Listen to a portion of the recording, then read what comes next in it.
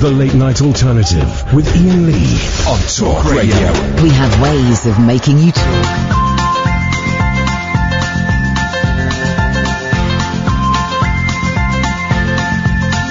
There's a voice that keeps on calling me. Down the road, it's where I'll always be. Every stop I make a new friend. Can't stay for long, just turn around and I'm gone again. Maybe tomorrow I'll wanna settle down. Until tomorrow I'll just keep moving on. Down this road that never seems to end. When new adventure lies just around the bend. So if you wanna join me for a while, just grab your hat, come travel light, that's old style. Maybe tomorrow I'll wanna settle down. Until tomorrow, the whole world is my home. So if you wanna join me for a while, just grab your hat, come travel light, that's old style. Maybe tomorrow I'll wanna settle down. Until tomorrow, I'll just keep moving on.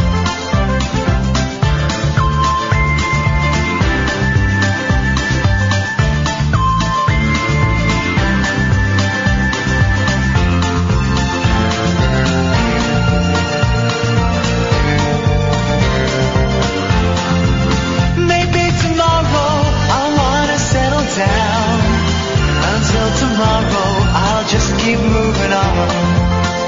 There's a world that's waiting to unfold. A brand new tale no one has ever told. We've journeyed far, but you know it won't be long. We're almost there and we paid our fare with a hobo song. Maybe tomorrow I'll wanna settle down. Until tomorrow I'll just keep moving on. So if you wanna join me for a while, just grab your hat, come travel light, that's old style. Maybe tomorrow I'll find what I call home. Until tomorrow, you know I'm free to roll. Gosh, lost track of the Littlest Hobo, the song. That's nothing to do with the television show, because I was just DMing Ben Berman, who is the gentleman who directed the amazing Jonathan documentary that I saw last night, and I just tweeted him, said, "Oh, you fancy coming in one night?" And he's replied, "Yeah." So we're going to get him in and talk about one of the most amazing films that I have seen in a long, long time. What a day. What a day. Let's go to Liam. Good evening, Liam. Hello? Yes, Liam. How are you doing? Really, really badly, mate.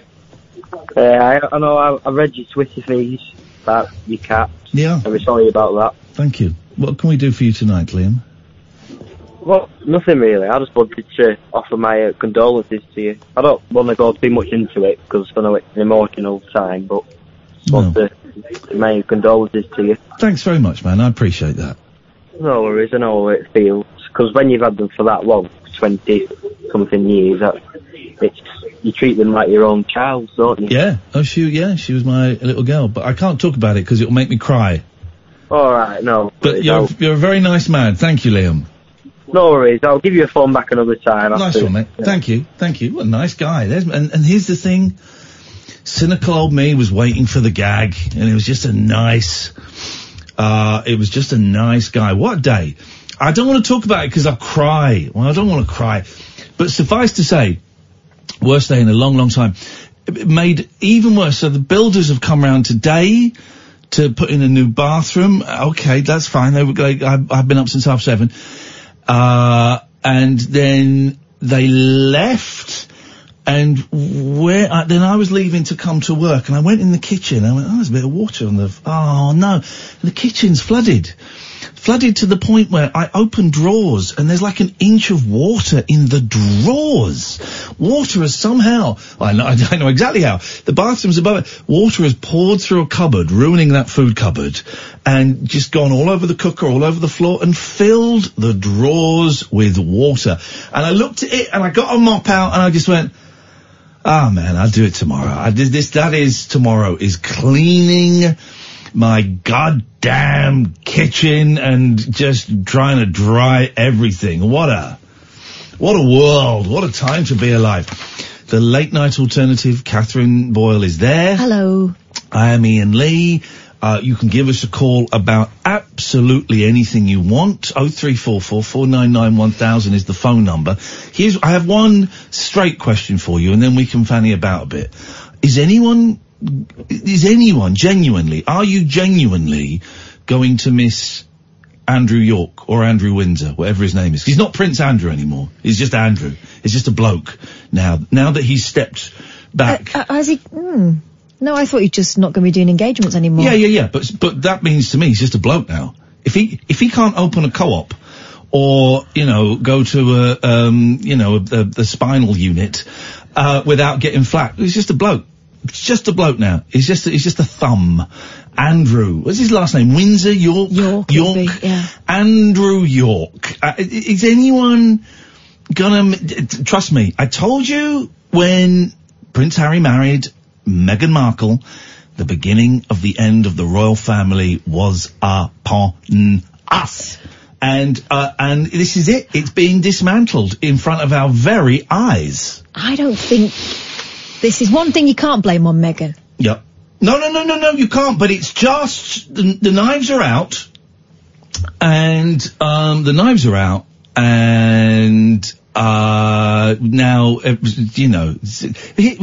stuff that they would have got away with 10 years ago. No. Stuff they actually got away with 10 years ago, they're getting pulled up on now. Because Andrew, of course, was hanging out with the paedophile, child rapist, Jeffrey Epstein, 10 years ago, whenever it was, after he'd been convicted, and no one went,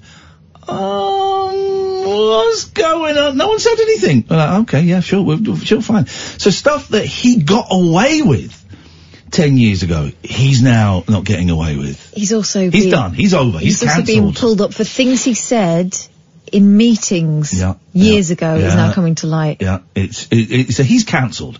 There is no way he can walk that back. There was talk, genuine talk apparently, of him doing a second interview to clear up the mess of the first interview. Yeah, that's gonna work well. I wish he would. Whoever talks him out of that, shame on you. I want to see the sequel. I'm not even seeing the first one yet. I want to wait till there's 3, and then Derek Morris tweets me, is this really the end of the royal family, Iain? Yes, Derek, it is. Thanks very much for your concern. 0344 499 1000 is the phone number. Lena says, is he still taking money from the state? It's over, man. Andrew York is cancelled. Andrew, we'll have the house, we'll have the cheque, we'll have the fancy cars, you can keep the daughters. You are over, my friend. That is it. You are just a posh bloke now, with nothing behind. Once your mum goes, she's 93, the Queen, once she goes, well, Edward's going to support him. How winkle. 0344. That is going to be a tense Christmas dinner. Maybe Meghan and Harry were right. Give it a swerve. 0344. You got to have a punch up after Christmas dinner. You've got to have a punch up when Grandad's asleep in front of, the Queen's speech. Let us go. 0344 499 1000. Good evening, Pete. Hello there. The Apprentice correspondent, Pete. That's right. No time for sentimentality here. We've got an update to get through. We've got an update. I want you to deliver it in the style of you know who. I want you to do the voice. He won't know who because he doesn't really watch the programme. Did you watch the whole thing? I did, yeah. Okay, so you've been watching it for a while. You know that one of the people in The Apprentice has a very extraordinary way of speaking. Almost like, I don't think he is foreign, but he's just so posh he sounds foreign. Oh, right, yeah. Okay, got it, yeah. Here we go. It's time now for our weekly correspondent update. Hang on a second. I did that last time. Take another run up. I'm going to have another run. Here we go.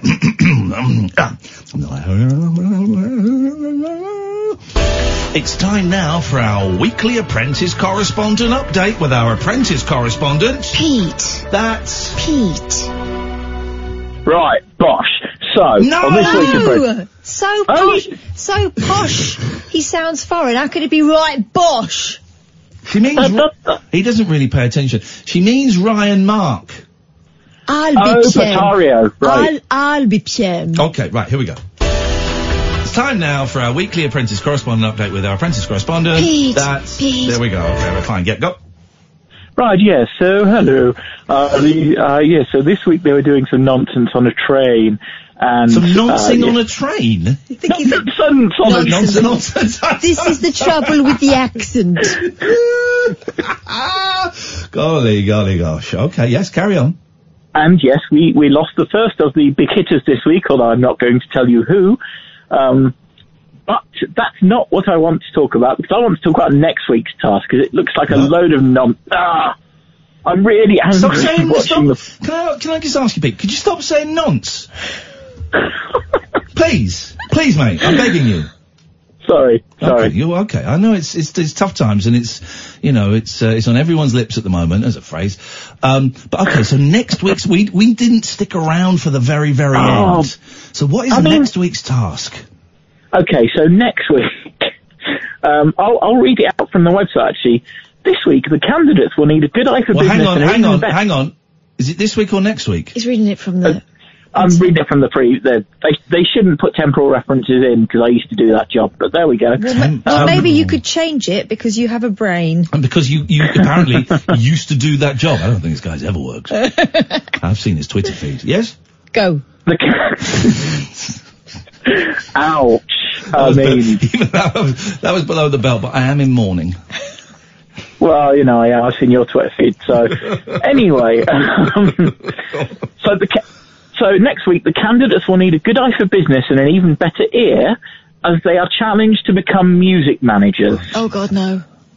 Each team must audition unsigned artists, choose which one to represent, and then head to a studio to create a new remix of one of their tracks. Oh, this is actually going to be excellent. This sounds like an excellent little twist. I like it. Do you think so? Yeah. They'll need to produce a good track and make strong sales if they're going to end up top of the charts in the boardroom. What a load of nonsense. You know exactly how it's going to go. Right, I think you've got it. You are good star quality. We'll take it to the bridge. Here's the thing, right? Well, every task they're set, they have, it's quite a skilled thing they're being asked to do. So sure, why not let them be Brian Wilson and George Martin in the studio? Well, yeah, go on, let them be. I can't think of Brandon Flowers, no. Who's the guy that did Valerie with Amy Winehouse? Mark Ronson. Mark Ronson. Yeah, it was one for the kids. Yeah, sure, let him be Mark Ronson in the studio. I guess so, or Jonathan King, I guess. But Pete, will you leave it? You're obsessed. I couldn't resist. Did I tell you this? We talked about Jonathan King and how he was convicted of having sex with 14-year-old boys. I call it rape.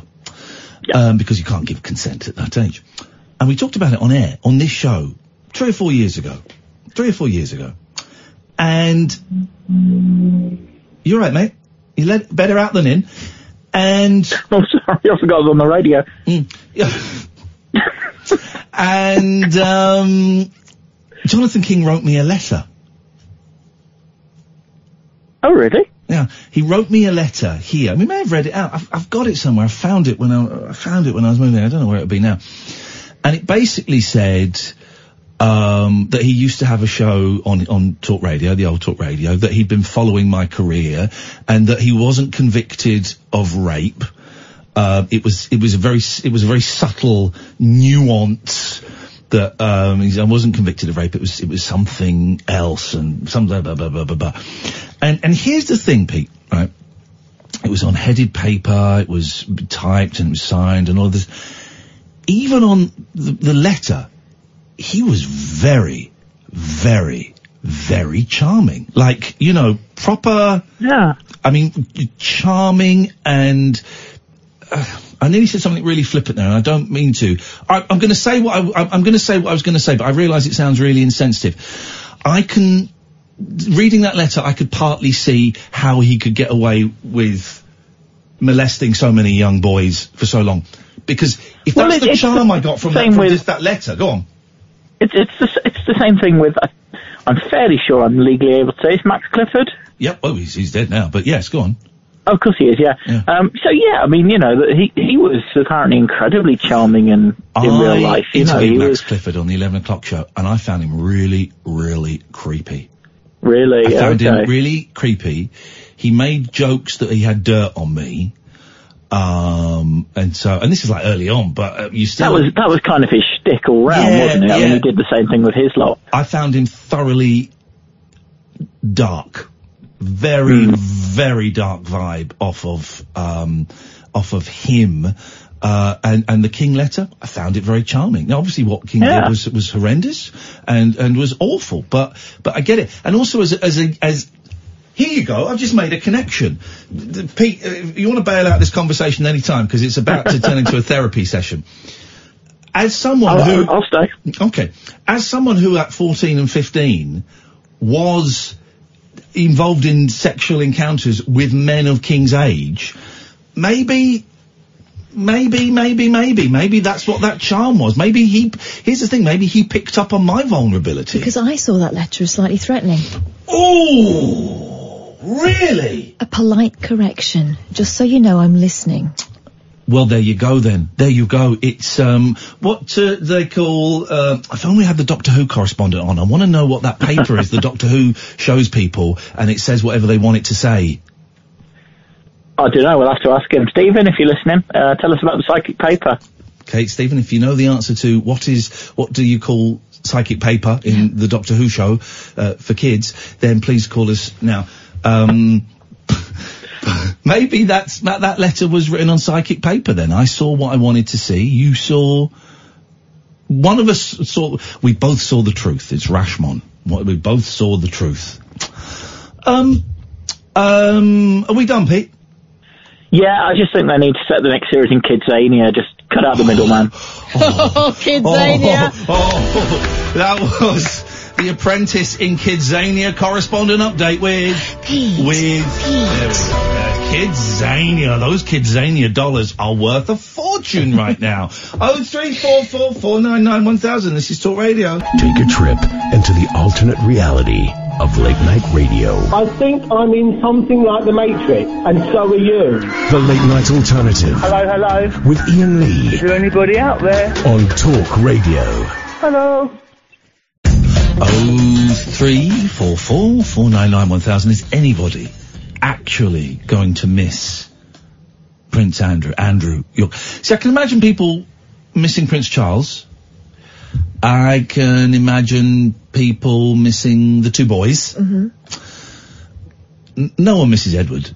No one's seen Edward for years. Actually, he held a door open for me last year, but that's by the by. No one misses Edward.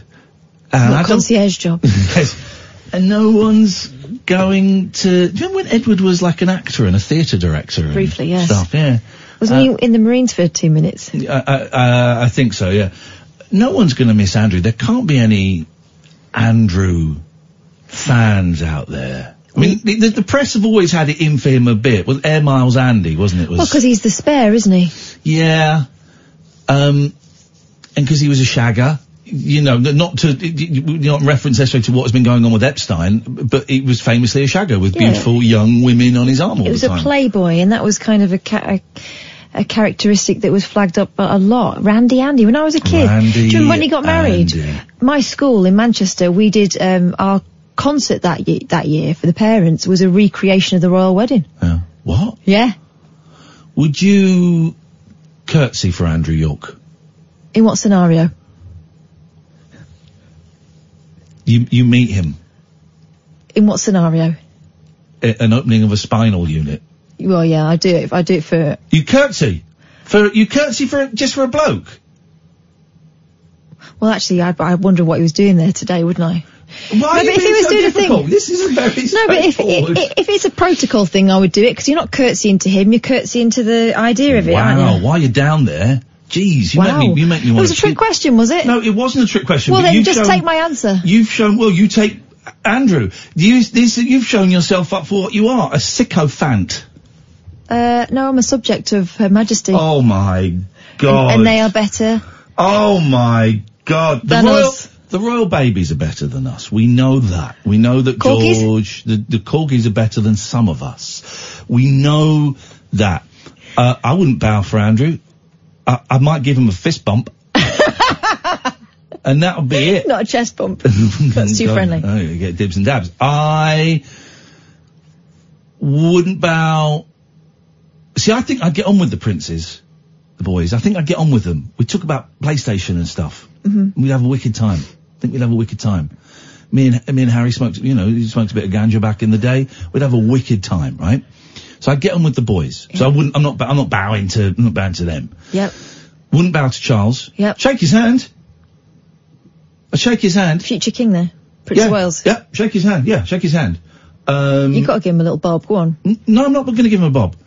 I'd shake his hand and say... Word to your mother. I wouldn't call him Your Majesty. No, you wouldn't. He's Your Highness. I wouldn't call him that. Sir. I think I'd say, alright? Oh my. You alright? Wow. How's it go? Oh, shake my hand. Let me try and remember what I'd say. You alright? Yeah, I'd say that. I'd say, you alright? I would. We had Tony Robinson in, a Knight of the Realm, and I called him Tone. Yeah. I mean, I would curtsy to Sir Elton John. I didn't. I asked him who was in charge of the bouncy castle. That's a true story. I'm at a fete in Windsor, and there's a bouncy castle, and there's a fella sat behind me on the bench, and I said, as I was turning round, and I started before I turned round, excuse me, mate, and I was going to say, do you know who's in charge of the bouncy castle? Do I need a ticket? Excuse me, and I turned round, and it was Elton John. And he went, I don't know, I think it's a young lady, I think she's gone down there. So no, curtsy. In his book, though, he talks about how much he likes being... The way he sells it is, I love it when I'm hanging round, waiting to pick up the boys from school, because the school mums just treat me like everyone else, and they'll talk about, whether they've forgotten their kids' plimsolls or whatever, and I was thinking, yeah. I would... Now, here's the question. The only one I could consider bowing for is the Queen. And you just consider it? It's ma'am, as in jam. Ham. Mm. Oh. But funnily enough, I have jam sandwiches. and cheese and ham. Daniel, would you bow for the Queen? Possibly. Yeah. Gosh, you're all very brave. As soon as she walked in, you would melt. Would you bow for any of the others? I don't know. I think the royal family's probably a bit outdated now, wouldn't you say? Well, then why are you even considering bowing at all? I kind of like the Queen. She's cool. I quite like the Queen. I think she's cool as well. Yeah. I quite like Prince Charles. I think he's cool. Yeah, he likes trees. He likes trees. Shakes hands with trees. Do the trees bow for him? I don't think so. So Daniel and I might consider bowing for the Queen. What I would do is I'd let Daniel be in the line-up first, and then whatever he did, I would do the opposite of, because I don't like Daniel. Yeah, but I might get hung. Hanged. Daniel's well hanged. No, it's hung. No, it's hung, isn't it? No, it's not. It's hanged. I would get hung. If you said will be hanged. Oh. No, you would be hanged. If you're saying I would be hung, you're talking about great big swinging bollocks. Ixnay on the hang. I didn't want to go there with this conversation, honestly. No. Anyway, I'm a first-time caller. You a long-time listener? Medium time. You don't get a bell, buddy. You don't get a bell. What is this? Long-time listener, long-time caller. First-time, hello. First-time caller, long-time, medium, no. Not a thing. No. I did ring up for a particular question. Ian, did you get your nipple pierced, by the way? Was that the particular question? Yes. No, I didn't. I bottled it. Because after Catherine, nipple size shamed me, I went round showing my nipple to several people, and they all said my nipple was quite small, and, so I am worried that will make it more painful. And very many people said it is the most painful thing you can do. That's nonsense. Oh, continue. Tell me more. It's total nonsense. I had my nipple pierced about 20 years ago, I should say. Yeah. I went straight into the shop. You put the pin through, job done. I did walk past, where did I walk past? A tattoo parlour the other day, and I did think, go in. Go on. I thought, go in now. Just go in now and get it done. And I didn't. Where was that? It's not one where there's one where I live. There's one in Risborough. There's one in Risborough. I walked past it and I went, do it, man, do it. We could be nipple twins. Well, we could do, yeah, of course. Do you still wear yours? Do I? Yes. Yeah, I've not taken it out since the day I got it done. Gosh, you've not moved on 20 years. No, I kind of like it. I like the look of it. I like the sound of it. Because it's not a bar, you know, some people have the bar put through. Yeah. Mine's actually the ring with the little ball bit at the end sort of thing. I like it. It looks good. Do you ever get someone to tie string round it and pull you around the bedroom? No, that would freak me out, and it actually freaks me out. You talking about it. Pulling on it or something. So what if it ripped out or something? Do you not get like a mouse to hold it and use it like a door knocker? Good idea. Hang weights from it or something. Well, so you don't. I would have thought that would have been part of the fun, is having someone drag you around by the nip. A semi-fetish sort of thing going on. Yeah. It's not even a semi-fetish, that's full on. Yeah, no, that's not for me, man. Well, then why did you have it? Why did you have it done? Just to jazz it up. Can I give you a quick backstory on that? Please do, Daniel. I was in Cornwall with a couple of pals, you know, doing the whole holiday in Cornwall sort of thing, and I saw this guy, really handsome, really buff chest and everything, and he had a nipple ring, and I thought, that looks really cool. So as soon as I got back home, I had it done. Simple as that, really. Wow, great story. I'm glad you shared that. Man. I really want to do it. I'm scared of the pain, though. Oh, go on. There's no pain, honestly. Listen, I would There's not like... no pain. I've spoken to about 20 people that have had it done. The nipple. You are the only person to say there's no pain. There isn't. I wouldn't lie about that sort of thing, because I am really pain shy. There is no pain. Okay, all right. They put this, can I quickly say, before you cut me off, they put this sort of antiseptic wipe over your nipple. Oh, it makes it go hard, and then when you put the pin through, you don't actually feel it. They give your nipple Viagra. Yeah, I suppose it's something along those lines, yeah. Okay, Daniel, you're a very naughty boy. Thank you for your call. Okay. Get it done, man. Get it done. Bye. So that's peer pressure. I've never known what peer pressure was. It's Daniel. He's not your peer. Yes, he is. He's a peer with all the other medium-time listeners. Your peer is James Whale. Okay, if it's not peer pressure, then it's piercing pressure. Thank you. James Whale's not my peer, he's in his 60s. I bet he's got everything. Silly old duffer who got his head cracked open when he was out cruising. This is Talk Radio. After hours amusement for anarchists, air hostesses and jet-lagged antipodeans. G'day, cobbers. Can I crash on your floor? The Late Night Alternative with Iain Lee on Talk Radio. 03444991000 is the telephone number. Alan, would you bow for the Queen? Yes, I would, definitely, sir. Would you bow for Prince Charles? Yeah, because I respect Charlie. He's my favourite royal. Would you bow for Camilla Parker Bowles? I would bow and kiss her by the hand. Would you bow for Prince William? Yes, I will. I will bow for Will, and I will bow for Kate. I will bow for Louis, George and Charlotte as well. Would you bow and nosh off Prince Harry? Yeah, Harry, would you? All right. So let me just go through that again. Would you bow and nosh off Prince Charles? Yes. Whoa! Would you bow and swallow... No, stop it. ...their privates? Prince William? I will bow but not swallow. Okay, right. Okay, well here's the question. I got a bit of a... Did you know about one of the royals anyway, about Sophie? Okay, go on. She launched the original Heart FM in the Midlands. What? She pushed past me once. What, for Countess of Wessex? Yeah, she pushed past me once in Windsor. Pushed past me quite rudely. She was heading towards the castle where she lived.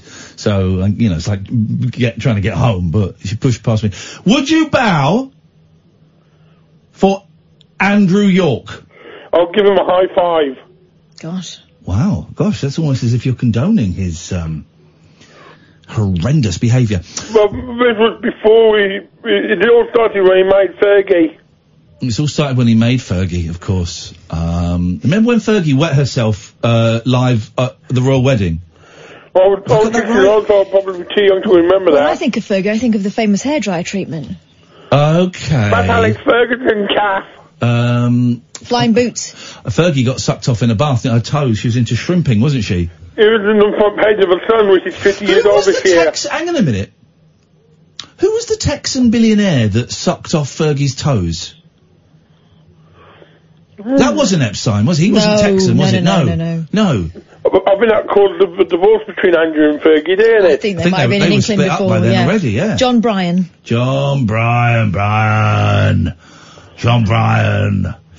Anyway, Alan, what can we do for you on this? But you were talking about the royal family. There's only one royal family in this country. Ricky Tomlinson and Sue Johnson. Never seen it. Never seen it. Oh, it was very funny. And it gave us the late, great Caroline Aherne. I like Mrs. Merton, because Mrs. Merton started out with Frank Sidebottom. Mrs. Merton pops up on a couple of, hang on a minute, I wonder if I can find a bit. Mrs. Merton's Baby. I wonder if that's, hang on a minute. Frank Sidebottom. Let's have a little look. No, it's not there. He was good, Caroline Aherne. Wait, how long ago did she pass? I bet it was longer ago than I think. I'm going to say 6 years. I reckon about 10. Really? It's fine. When do you reckon Caroline Aherne passed, Alan? I would say about 7. 7, alright. 1997. No, she didn't. No, that's when she stopped being married to Peter Hook. Retract. Jeez, Retract. When did she die? I know. Alright. 2016. So 3 years. So I was closest. Gosh, I thought it was a long time ago. No, there we go. That's sad. Love. She was good. She was good. She was brilliant, actually. She was one of the best. We lost a good one there, Alan. Yeah, and we missed her commentary on Gogglebox. Oh, yeah, she used to do that. Did she? Mm-hmm. Oh, did she? Oh, and then they got Henry Ralph Little. Henry Craig. It's not Ralph It's Little. not. It's Craig Rash. No, it was Ralph Little. It's not Ralph Little. I'm Ralph Little. Yeah, it was Ralph Little that did Gogglebox now. It's not No, Ralph it's Craig Little. Cash. Craig Cash. I thought it was Ralph Little. No, There's it's Dave. I think it's Craig Cash series that I only discovered last year because it came out the same time as The Office. Early Doors. It's brilliant. Oh, it's funny. And it came out the same time as The Office, and of course The Office got all the attention, so it would have been about 2001. And I watched it a couple of years ago. Oh man, it is funny. It's funny, but it's also quite beautiful in places. Yeah, it's good. Have you seen that, Alan? What's that? The thing we were literally just talking about for 30 seconds. I thought we were talking about Gogglebox. No, okay. Alan, thanks very much for your call. So, what first attracted you to the millionaire, Paul Daniels? 0344 499 or 1000 is the telephone number if you want to give us a call. Good evening, Jessica. Yeah, hi there, Ian. How you doing? I'm very well, thank you. How are you? I'm not very great today. I know. I'm not very great. so sorry to hear about Velvet. I don't want to go on about it, but I've heard you talk about Velvet for like 15, 16 years. Yeah. And when I saw that this morning, I was at work, but I had to take a moment. Oh, that's very kind of you. Yeah. Those who don't know, my cat Velvet, who I've had for nearly 19 years, and she was not been very well, and I took her to the vets today, and then, they had to put her down and stuff, and I can't talk about it because it just makes me cry, Jessica. It just makes me cry. Anyway. We got that bit over with. Anyway, there's lots of things to celebrate. What is that buzz coming from you? Oh, I don't know. I mean, there's an upbeat, vibrant buzz, but there's also literally a buzz. Is there? I'm so sorry. I'm not at home because I'm not on my normal phone, okay. So I can't... Are you near, like, a giant magnet or something? Or a pylon. Oh, a pylon, yeah, it could be. It sounds like a sort of energy hum. Yeah, substation. You're paranoid now. No, I wouldn't, well, maybe you've been, you're radioactive. It happens, a spontaneous radioactivity incident. But we can hear you. Go on. So sorry, what were you saying? I was saying there are things to celebrate. Yes. I personally ditched The Apprentice tonight for I'm a Celebrity. Oh, did you? I've not invested in The Apprentice this year. There's just nobody. I gave up on The Apprentice a couple of years ago. Okay. Because it was It was just the same thing all the time. And I'm sort of watching it now, but if it wasn't on, if I missed it, I wouldn't be that bothered by it. I'm not champing at the bit to see it. It stopped being about business a long time ago, didn't it? Yeah. Well, it did. I mean, I watched the first few episodes because I do like trashy TV. If anything, you turned me on to trashy TV. Oh, God. You made me watch I'm a Celebrity when you were on it. Oh, I'm so sorry, Jessica. I know. You had such high standards before I that, and know. now you're addicted. I know. But they're just really boring. I'm a Celebrity this year. It's not a bad cast. I don't think that they're on your level. But they're all right. I'm quite interested in Caitlyn Jenner. Now, I don't know who Caitlyn Jenner is. Catherine, who is Caitlyn Jenner? Caitlyn Jenner is Kim Kardashian's mother's former husband, who is a trans woman. Trans woman, of course. Yeah. Right, okay, yes. Was once Bruce Jenner. Right, okay, I've got you. I've heard about that. It's quite interesting, and I was on the bus on the way to work this morning, and there was two women, and let's say they were in their 70s. Okay. I don't know how old they were. They were in their 70s. They were in their 70s. Yes. And they were talking about I'm a Celebrity, and they were talking about Caitlyn Jenner, and I thought, here we go, because you do have some assumptions. I haven't got any assumptions, but I assume that people in their 70s might have. I haven't got any assumptions, but I assume that people in their 70s have. Yeah. I love it. Go on. But do you know what, Ian? I was so impressed because they were saying things like, well, you can tell that she was a man because she has got really big hands. Okay, and okay. She is quite muscular. But never once, in probably a 10-minute conversation I heard, did they misgender her. Right. I was so impressed by that. That's progress. Whereas I listened to a podcast today where Caitlyn Jenner was referred to as it. Oh, I know exactly. Just John Gaunt. I mean, just the absolute transphobe. And, horrible. Really horrible. Horrible, lazy, offensive language for the sake of being offensive. But he's just a thick idiot. The thing, I've not seen Caitlyn Jenner on this. I did watch I'm Caitlyn, which was about her transition, and I remember watching. Oh, I've got an idea for a show. Her on the Kardashians, and I am interested to see how she goes with the public over here, because from what I recall, she's quite conservative and quite old-fashioned in some of her attitudes. Yeah. She's transphobic. She has been in the past. Oh, right, okay, I was joking. Well, here's my idea for a show that she should get when she comes third in I'm a Celebrity. I think that's about right. The Generation Game. And it's, what's her name? Caitlyn Jenner does games with Asians. Oh, my God. The Generation Game. I would watch that. Would you watch that, Jessica? I wouldn't, Ian. Oh. And I watch a lot of trashy TV, and I wouldn't even watch that. Wow, what a polite yet firm dismissal, if you will, of what I thought was an excellent idea. I do think you're compared. There's a girl on there that was in EastEnders. I think she fell off a roof, and she's been very brave so far. Right. And there's a guy on there that's Martin Kemp's and Shirley Kemp's Roman son. Kemp. He's talking a lot about George Michael, and that's going to endear him to lots of people.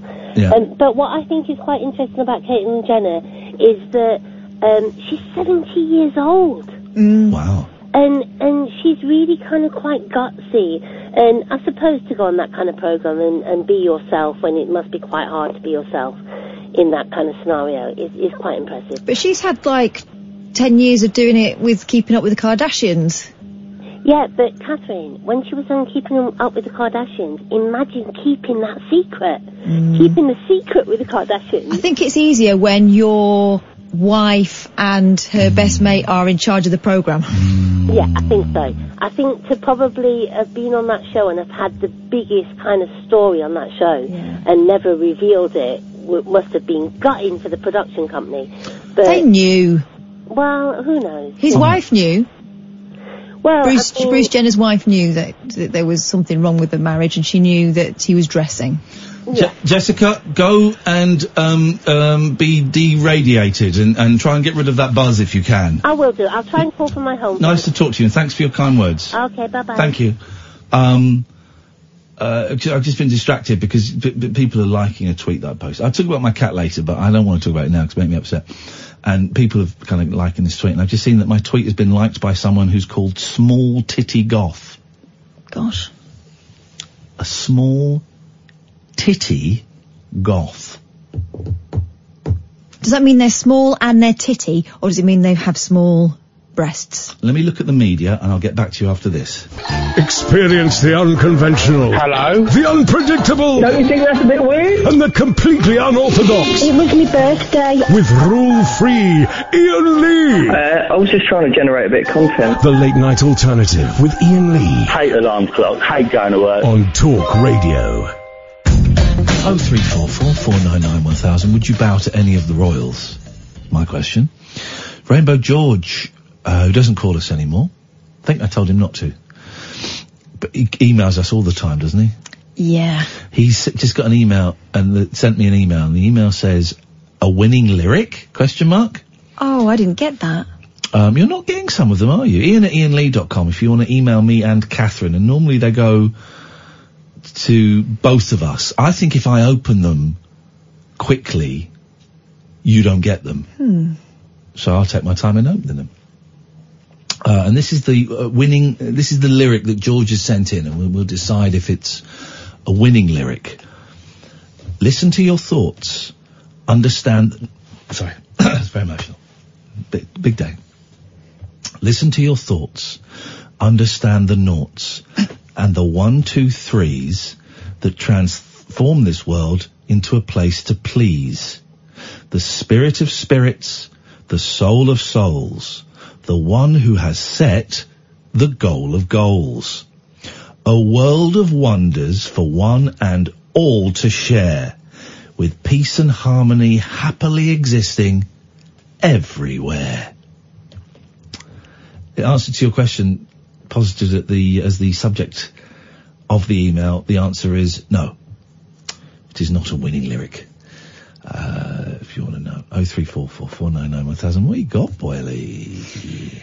Well, there's a monkey with a human face. Yes, called Mickey Dolenz. I've met him. Tiny monkey that went viral on social media for his human-like face is not lucky in love. And it may be because he's a bit of a jerk. This is according to the New York Post, which is why it sounds like it's been written by an American. Okay. It has. The Americans are doing it now, are they? According to zookeepers at Tianjin Zoo in eastern China, the 19-year-old tufted capuchin has been stuck a bachelor for his whole life. The unidentified zoo resident, who arrived at his current home in 2002, captured the internet's attention last year with his anthropomorphic demeanour, which some of the 1.3 million who observed him on Chinese social media site Weibo, is it Weibo? I need to talk to you about TikTok in a minute. Resembled a distressed old man. He may look like a person, but the tree dweller reportedly lacks interpersonal skills and exhibits an aggressive personality. Mm-hmm. He's very active and aggressive, a zoo spokesperson told Daily Mail. He likes playing with mud and smashing coconuts. That's general monkey behaviour, isn't it? Yeah, that's what they do. Like Jack Tripper on the sitcom Three's Company. Oh, don't go near him. I've heard he's a bit of a coconut smasher. The grumpy monkey previously lived with 2 female companion capuchins, but they apparently would have rather died than mate with him, and they passed away before romance ever blossomed. He currently has 3 playmates, the zoo said. We brought 3 other Margarita Island capuchins in 2016, but they're not sexually mature yet. Right, okay, well, all right. It needs to be gross. So keepers are waiting patiently for some sparks between the loner primate and the new younger housemates. What did you say, the monkey, what did you say he was? What did you say? You said something monkey. A grumpy monkey. Yes. Chunky monkey-licious. Is that it? Grumpy monkey. Oh, it's... Chunky monkey-licious. Can you not change it? I'm not on top form today. Come on. What did you say it was? Grumpy monkey. Please. Chunky monkey. Chunky monkey-licious. Okay. All right. That's Allegra taken from her album Poppadoms. Do you want another one? A better one. You want a better one? Chunky monkey-licious. All right, you're going to like this one. This is right up your alley. I will be the judge of that. Vibrating sex toy sparks bomb scare during classical... Bomb scare? That's what you said. Bomb! Stop. You say bomb like bum. No, I don't. Say... Bomb. Bum. A bomb scare. A bomb scare. There's a Not a bum scare. There was a bomb scare because... Chunky monkey-licious. Okay. So tell us about this bum scare. If anyone has got any stories about bum scares, then I'm in. A bum scare. A suspicious vibrato sparked a bomb scare. Oh, it could be a bum scare. Is it about that news interview where an American gentleman farted? And blamed it on the phone. Blamed it on the phone. Suspicious vibrato sparked a bomb scare during a performance by the Vienna Symphony Orchestra before a buzzing sex toy was discovered in a concert-goer's checked bag. Oh, have you seen the pictures inside violins and cellos? Yes, it looked like beautiful rooms. They're amazing. Mm-hmm. They're amazing. Yeah. It's amazing. And it's amazing. It's amazing. Except mine was full of like spiders and rubbers and that. Oh, what are you putting Johnny's in a violin for? No, not Johnny's. Erasers. Okay. I remember one of us got told off for throwing a pencil down Stuart Blair's tuba. Did you ever have smelly rubbers? Did you collect smelly rubbers? Yeah, of course I did. I was a girl. Yeah, what did they smell of? There was a nice one that used to smell of cake. Yeah, there was a cake. I had a cake one. I had some that were kind of see-through, and they weren't very good for rubbing out. They just used to rip your paper, but they looked great. They didn't really smell. I had one that was like a milk carton, but it smelt like mini milks. Did you ever have smelly rubbers, Anthony? Is this me? Hi, it is. Hello, Ian. Hello. Did you ever have smelly rubbers? I did. I've had a couple of different types of smelly rubbers. There was the smelly rubbers I had at school. Yeah.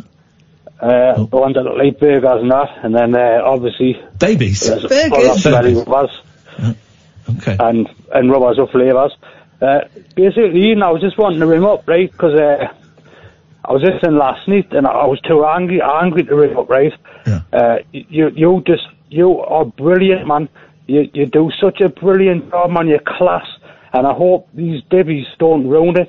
Listen, I know what you're saying, but the thing is, Catherine is contractually obliged to be here, and I do my best to drag the show up, despite her being, as you say, a divvy, ruining the show.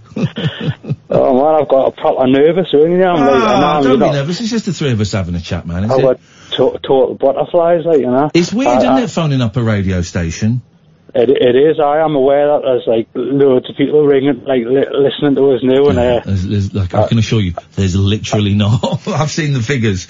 But so you've been listening for a while? I've been listening for a long time, Ian.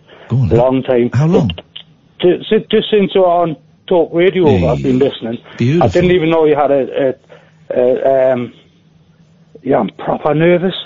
I didn't know you had a talk show until I seen you in the jungle, you know. Oh, there you go. Oh, well, then it paid off. That was one of the 3 reasons that I went in the jungle, so that people would know what I was up to, and they might come and find the radio show. Very funny. The first 2 weeks I came back on air after the jungle, it was just 13, 14, 15-year-old girls phoning up and giggling. Do you remember that, Kath? Yeah. Just giggling, and it was great fun, and I was a little bit sad when it ended, but also I breathed a sigh of relief. It meant we could carry on doing the show, but yeah, there was a lot of that. Are you watching the jungle this year, Anthony? I've been watching it during the daytime. I kind of prefer the show that's on afterwards, the one on. Oh, Extra Jungle Camp or whatever it's called. Yeah. I kind of prefer that, like.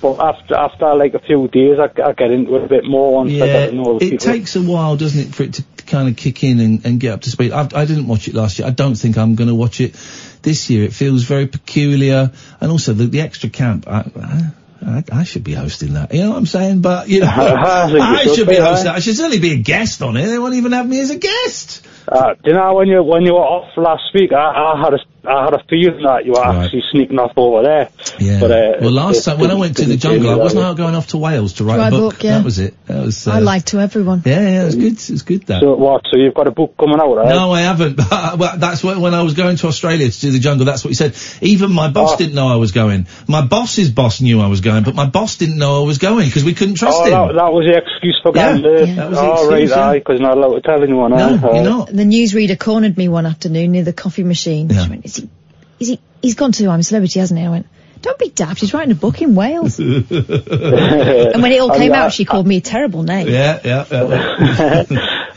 I was surprised to see you on there, to be honest, because I hadn't seen Motor here for years. No. So that's probably because I've also had me massive problems with substances. Like I'm actually still in recovery. I'm drug free-ish. Like I'm still on methadone. Yeah. Okay. But I don't use street drugs anymore.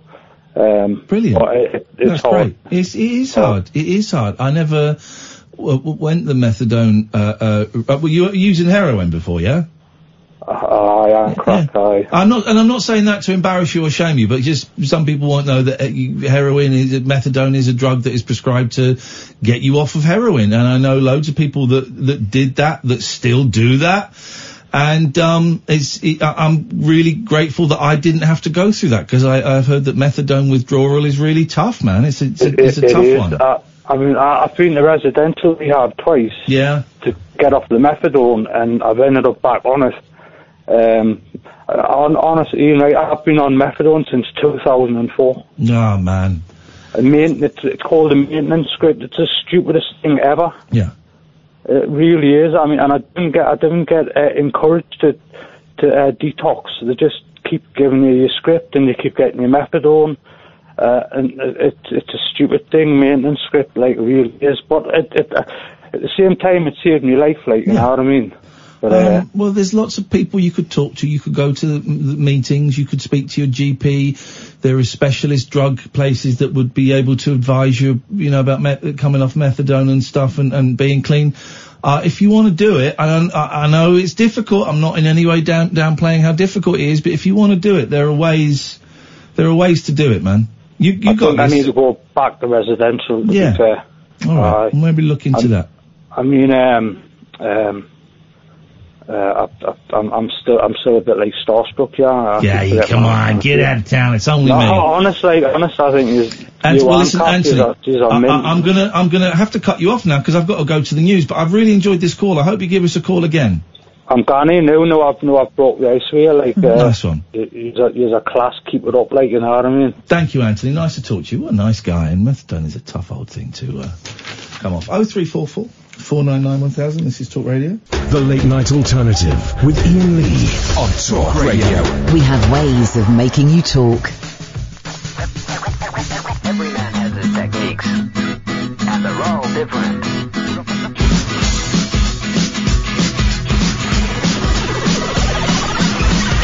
You're not normal, why don't you sing R&B? I said I got no rhythm and I got no blues, I'm as happy as can be. They said, how can you not bop to hip-hop? I said, I most certainly do. Did you not see me dancing the other night like the girls on Channel U? Yeah, I can wind down low, be like the girls in the video. But for me that's much too slow, because I prefer rock and roll. I say yeah,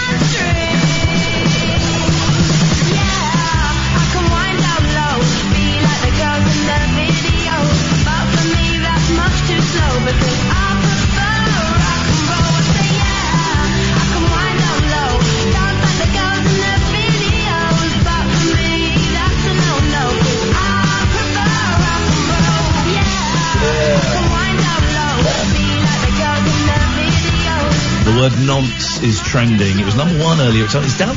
Nonce is down to number 4. I mean, bizarrely, do you remember the first time you ever heard the word nonce? Hang on, big finish. I remember the first time I ever heard the word nonce. I was 21. I was going to see a friend's pantomime, and we were like in Croydon or somewhere, and I remember there was some like I was with Simon, my friend, and there were some young people, and they shouted something at me, and I shouted something back at them, and then one of them went, nonce! Wow. And I went, Simon, what is it? What's a nonce? He said, it's someone who has it away with kids. I'm like, you cheeky buggers! Calling me a nonce! But that was the first time I ever heard the word nonce. I can't remember. Can you not? It's just always been there for you. It's always been ever present. No, not really. Ponce we used to use a lot. Well, ponce is like someone who... Sponges. Yeah, sponges. Remember when Julia Hartley-Brewer called the entire England football team nonce, a bunch of nonces? Remember that? Yeah, and I think she meant ponces, didn't she? Yeah, she did. Oh, dear. Ridiculous. I remember the first time I swore in front of second time I swore in front of my mum, a proper swear word. Oh yeah, go on. I used the word, I was calling my sister a winker in the back of the car. Repeatedly. And I must have been about 10. And I just remember seeing my mum's shoulders shaking, and I could see in the driver mirror that she was laughing. Then she turned around with the face like thunder and went, that's the worst word in the world. Never let me hear you say it again. I've been calling it for ages. I have to say, there's nothing funnier. My 7-year-old, well, I can't remember what my sister was over and we were all sat at the table, we were having breakfast, and he was sat on my lap because we didn't have enough chairs. And he's talking about a game or a film or someone online, and he said, and they were very naughty, they said the F word and the S word. And we all sort of looked at him and left a silence. And he looked up at us and went, and then he said to them, there's nothing funnier than my 7-year-old saying the F-bomb. It's so funny. Because he's got quite a posh voice as well. Don't take after me. He's quite a posh voice. So a little 7-year-old, squeaky, posh voice. It's absolutely wonderful. Kids swearing, guys. I mean, if you want to send us recordings of your kids swearing, we'll play them out. We'll have to bleep them. But there might be something in that. Good evening, Steve. Good evening, Ian. Yeah, I'd like to make a few points about this Prince Andrew thing. Okay, here we go. Right. If you could just allow me about a minute and a half, otherwise I'll lose train of thought. Okay, well, we'll have a conversation, so let's see where we go. Okay. Right, basically, the person that links all this together is Ghislaine, right? Now, Ghislaine is Prince Andrew's best female friend, and also Epstein's girlfriend. Right. So she needs to be interviewed by the police. That's the first point. Okay, my second point is I've just Googled pictures, and I Googled a picture and I saw Trump, Melania, Epstein and Prince Andrew all in the same pic. Yes. Right? Now, Trump is 30 years older than Melania. I know that's no problem, but bearing in his record of, it's okay to grab a woman's private parts. Yes. And he's been accused of rape. Yep. Of a 13-year-old girl when he was in his 30s, incidentally, at Epstein's mansion party. Yeah.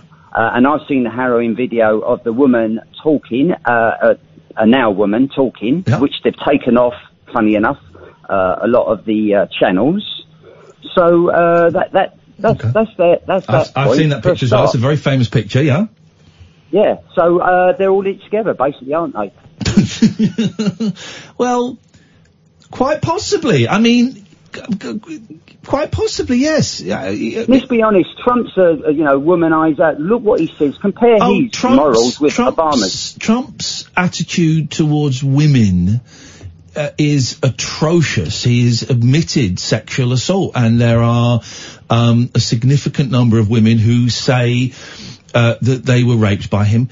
Doesn't make him guilty, and now, thanks to the VIP paedophile scandal over here, Nick Carl Beach was his name, and the stuff he made up, I am now, because of that case, I am now slightly more reticent to believe people accusing others of sexual assault than I was a year ago. I have a bigger question mark over such people. But yeah, Trump's attitude towards women is atrocious, and nothing about him sexually would surprise me. Yeah. Yeah, and when you think about it, Trump's meant to be the most important person in the world, as in, you know, the most powerful person in the world, and he's actually been accused of rape, accused of assault. Now, Andrew, I don't know, I'm not protecting him, but he hasn't been accused of rape, or he hasn't been accused of that yet. Yeah, anyway. well, no, I mean, is it Victoria Roberts? Is that her name? I'm just, if it is, then, I think so, yeah. 5 points. Let's check. Yeah, let's check. Let's get the accusation right. She has accused Ghislaine... Virginia Roberts, thank you. And Epstein of trafficking her around the world to have sex with the rich, the famous, and the powerful. And I believe, and Catherine is nodding, and she will stop nodding when I get it wrong, that she is accusing that one of the people she was forced into having sex with at the age of 17 was Prince Andrew. Am I correct, Catherine? That's right. the story, that's isn't right, it? And that's something he denies. Now, there are some very slight nuances in as much that I see, and others might disagree, that the age of consent in this country is 16. Doesn't, you know, make a significantly older guy having sex with a 17-year-old. I still think that's creepy and wrong. But the age of consent, if we're going to be precise, in this country is 16. The age of consent in the majority of America at the time, I think, was 18. But in some states, I think it might have been like 13 or something. But so I don't quite know the point I'm making. What I'm trying to say is I am against paedophilia, I'm against child rape, I'm against trafficking of anybody for sex. I do think that there are a couple of little areas in this story that perhaps bear a little bit more questioning. But if what she says is true, happened, then it's horrendous. And I don't for 1 second condone it, and my sympathies are with everybody involved. I find it very interesting, the change of tone in referring to these women and girls. Actually, they were girls, weren't they, for the most part?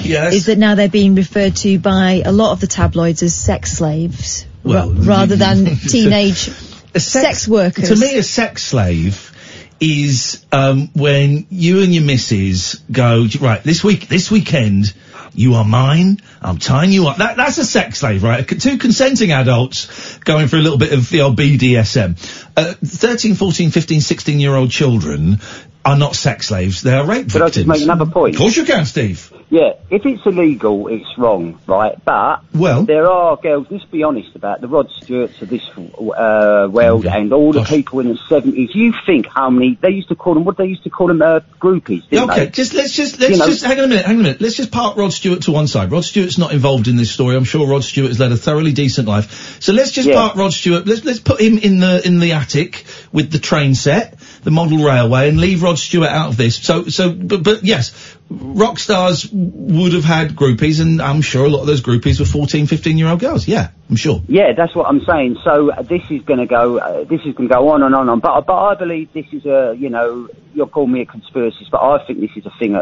going from the top, because the people that are spreading the same things with, the getting the sexes to fight each other, getting us to not like each other, getting us to, you dare look at that person, you dare make eye contact with that person. Who's saying that? It's all an agenda.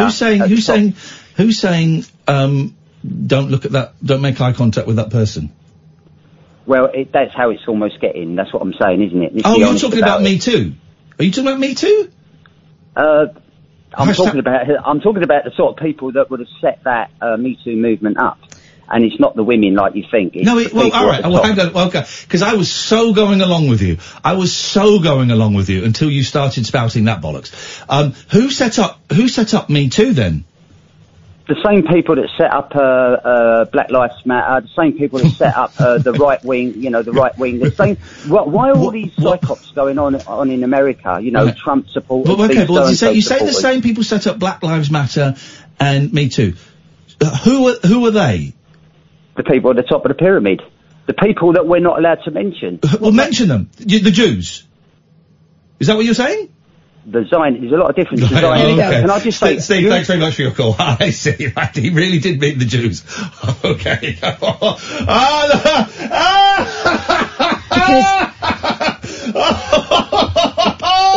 It couldn't possibly be a woman with a genuine gripe, could it?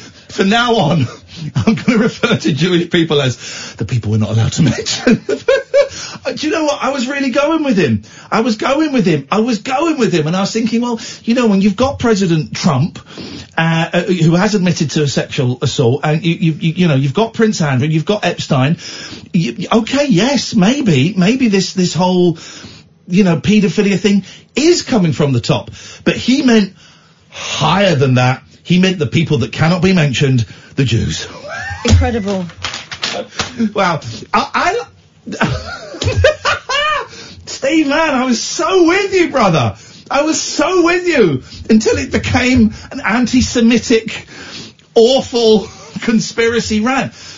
Why could it not be that Black Lives Matter was set up, and I don't know who set up these things, but was set up by some disenfranchised African Americans who were sick of seeing people who had the same colour skin being killed by police and the police getting away with it. I'm assuming that's the background of Black Lives Matter. Well, yeah, but Tarana Burke is the person who is the founder of the Me Too movement. Is she a person that cannot be named? No. Right. She's called Tarana Burke, and you can Google her. She's the Me Too. She's a civil rights activist from the Bronx, New York, founded the Me Too movement. Yeah. She began using the phrase Me Too on social media to raise awareness of the pervasiveness of sexual abuse and assault in society. I shouldn't be laughing while you're saying that. Sorry, that's very disrespectful. I apologise. And this is the thing, you know, it's, and now it's being... It wasn't her idea. It was a Jewish man's idea. Because it couldn't possibly be a black woman's idea. That's a real, someone with a genuine gripe. The problem, the people that have problem with Black Lives, well, White Lives Matter too. Yeah, they do. And it would appear that White Lives matter more than Black Lives. That's why Black Lives Matter has been created, because of course all lives are equal, right? Black, white, whatever. It's all equal. Except, particularly in America, and you can also look at the number of black men that die in police custody in this country. It's like way higher than any white guy. But particularly in America, black people are getting shot by the cops. In their own homes, watching their televisions. They're getting murdered. And I sound like a white middle-class do-gooder, but it's a fact. Black people are being murdered in their homes, as Kath says, out on the street, they're being murdered by white cops. And for the most part, the cops are getting away with it. And Me Too is like a lancing of a boil, something that's been percolating away for years, for decades, primarily in the entertainment industry, but everywhere. It's like a spot, a zit, that's been filling and filling and filling and filling with pus until someone went, I'm going to squeeze that. And all this stuff came out. Now, what Black Lives Matter doesn't do is it's not saying white lives don't matter. It's not saying black lives matter more than white. It's saying we're all equal. But at the moment they don't feel equal. And what Me Too isn't doing, it's not saying men you can't go and chat up women. It's not saying men you can't look at women. What it's saying is you can't rape women. You can't... it's saying lots and lots of things. There's lots of things. Go on. You can't say to a 17-year-old head girl when you're there to give a motivational talk about how everyone can achieve and it doesn't matter where you come from. You can't get her in a corner and ask her exactly how she came by the title head girl. Which is what happened to you. Uh-huh. It's what happened to you. You cannot, as a man... I mean, you can also go into arguments about gay women as well, but primarily as a man, use your gender, your sexuality, your authority, your height, your strength, whatever, to sexually intimidate women. Doesn't mean you can look at women. You can even, in correct situations, say, hey, it's a really nice dress you're wearing. You can do that, and you can talk to women, and you can chat women up. If you need this explaining to you, I would suggest it's you. Yes. If you don't, it's not you. And you won't be offended because you get that, because you're not an idiot. Yeah, you can't even, the thing is though, you can't even look at women these days. Yes, you can. You can. Yeah, but you can't even chat them up. Yes, you can. Yeah, but you can't even force yourself sexually on them without their consent. No, you've never been able to. You've never been able to. You're not allowed to touch them without their consent. You're not, that's all it's Me Too is just reminding people of the blinking obvious that we apparently we've all seemed to have forgotten. Most people aren't getting upset about it. Most men are not getting upset about it. Damn, and the ones that are getting upset with Me Too, and the white people that are getting upset with Black Lives Matter, you've got to wonder why they're getting upset. What part of their privilege, what part of their lifestyle is being impinged on by something that is only out there to cause good? It's not there to cause harm. It's not there to belittle. It's only out there to cause good. So what is your problem with being told you can't go up to a woman and slap her on the arse? What is the problem of being told, of being reminded that it's wrong that so many black people are shot by cops? Because, right, here's a news flash. This thing of you can't say anything these days, they don't like it anymore. We never liked it.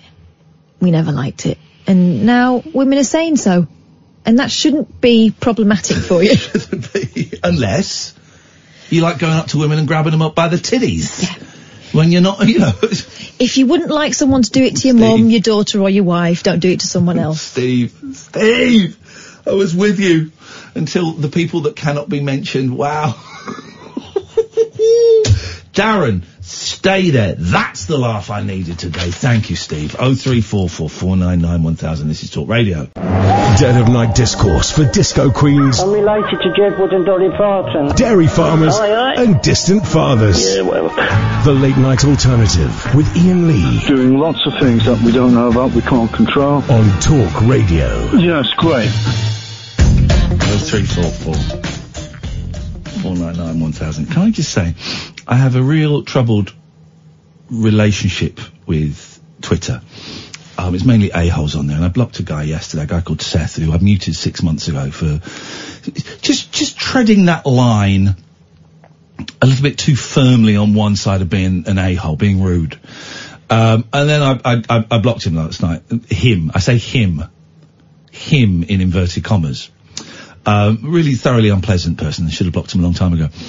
And there's a few others, you know, the people that are mean and are horrible and stuff. But I, tweeted today that my cat Velvet, who has been with me for, well, it would have been 19 years. I can date it, March the 27th, 2001, she came to live with me. I remember because we watched 9/11 together later that year. That was a tough start.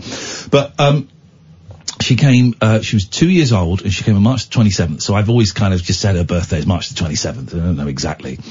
And I had to take her to the vets today, and I had to have her put down, been with me nearly 19 years, and she's been fine actually, she's alright.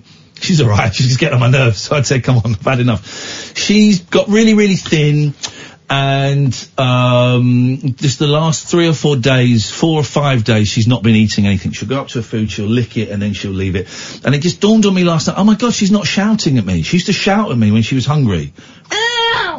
Really? I thought, oh, she's not shouted at me for about 4 days. This is not good. And she's very wobbly on her feet, and last night she was so thin, man. I mean, so thin. I've never seen anything like it. And her legs were a little bit manky where she's not been cleaning herself.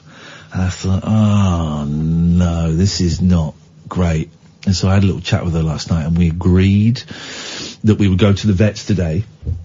And I phoned up, and I was tired because I had the builders come round at like 8, so I was up at 7:30, so I'd had 4 hours sleep. And I took her to the vets, and we were having a little chat. And in the end, I said to the vet, is it time? And he went, yeah, I think it is. Oh, it's going to make me cry. And so they put her to sleep, and I was there holding her and stuff. And oh, it was the saddest thing. I love that cat. And so I tweeted it. I haven't got any pictures of her on my phone, but the only picture I've got is me in bed with her sniffing my eye. So I tweeted, you know, this has been the end of that. And Miss Velvet, and I've not had one mean comment. I've read all of your comments. Thank you. Too many to reply to. Dermot O'Leary wished her well. Reverend Richard Coles blessed her.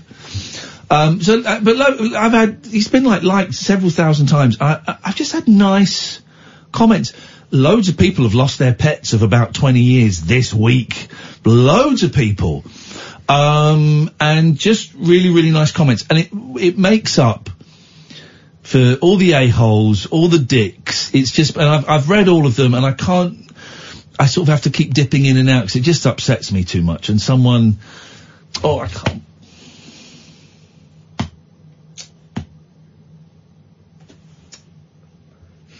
Oh dear. Dave said a very pertinent thing. Dave said, who phones the show quite often, they're not like one of the family, they are one of the family. And that's the thing. If you don't have a pet, you don't get it. And if you're not a cat person, it's just a cat.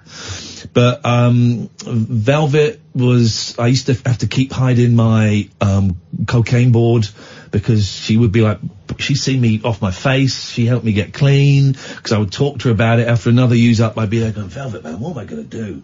And we'd chat about it when I took mushrooms. We communicated psychically. I took some magic mushrooms, and I'm lying on the floor watching Paul McCartney videos, and Velvet was sat on my back, as she used to, with her paw on my head. I remember thinking, these mushrooms have worn off. And Velvet said to me psychically, no, they haven't. And we were chatting, and after about 2 minutes, I went, whoa, they haven't! I'm talking psychically to the cat! So it allowed me to actually have a proper psychic communication with it. It was incredible. But it was just really sad, and I've never held an animal when it's put to sleep, and the vet says, do you want to have a couple of minutes with her before I do it? I said, yeah, we'll have a little chat. And, it's the saddest thing. It's the saddest thing. And we're just there chatting, And,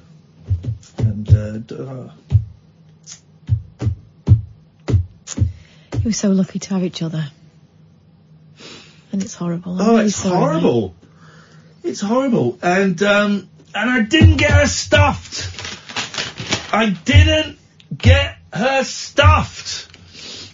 do it. Part of me really wanted to say, he said, well, we have some options now. She's lying there. And he didn't mention stuffing. He said, well, you can take her home if you've got somewhere you'd like to bury her. I thought, well, bury her?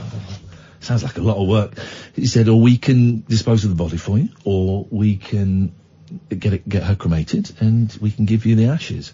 And I didn't say...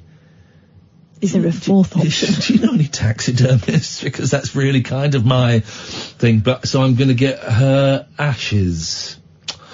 And, Jesus. Oh, it's horrible. It's horrible. 19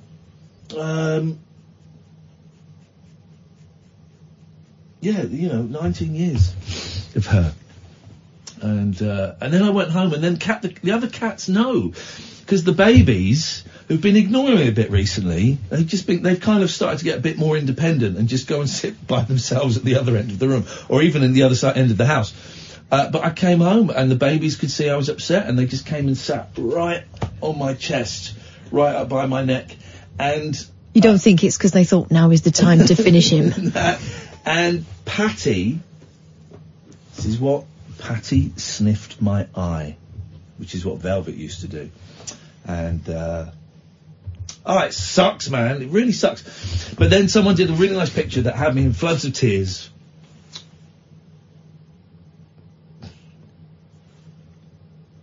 Said I wasn't going to cry. It's all right to cry. I know it is, but all I do is cry on this bloody show. Everyone's sick and tired of me crying on this show. Anyway, someone did a very nice picture of,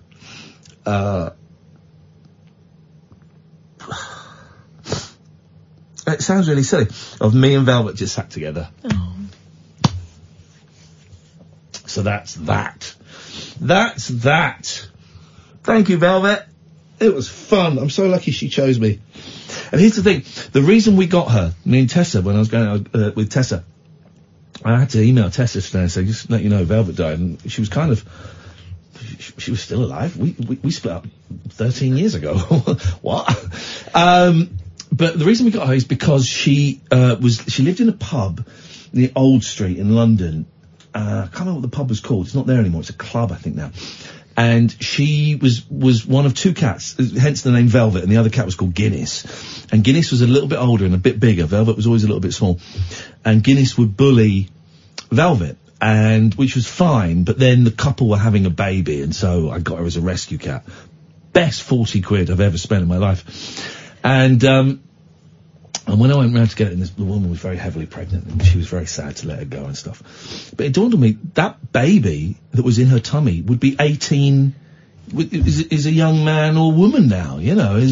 That baby is now officially too old for Andrew York. It's, you know, there's a grown up person out there. Anyway, I was very, very lucky, to live with her. It means I'm down to 4 cats now, which I think is a safe number. Almost normal, yeah. It's almost normal.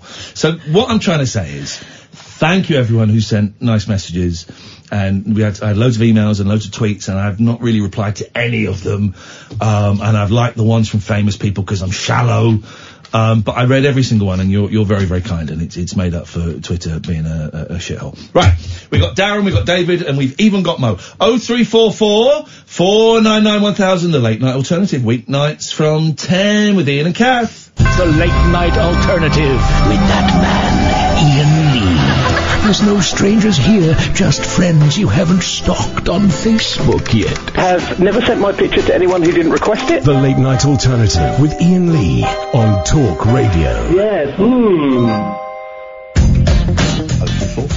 499 1000 is the phone number if you want to give us a call. This is the telephone number. Right, let's get on with this. Here we go. Yes. Darren. Good evening, Darren.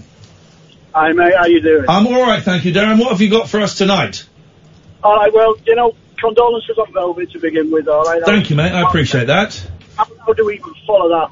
What you just went through on the show. But thank you, mate. What I want to do, I just wanted to say, like, real kudos.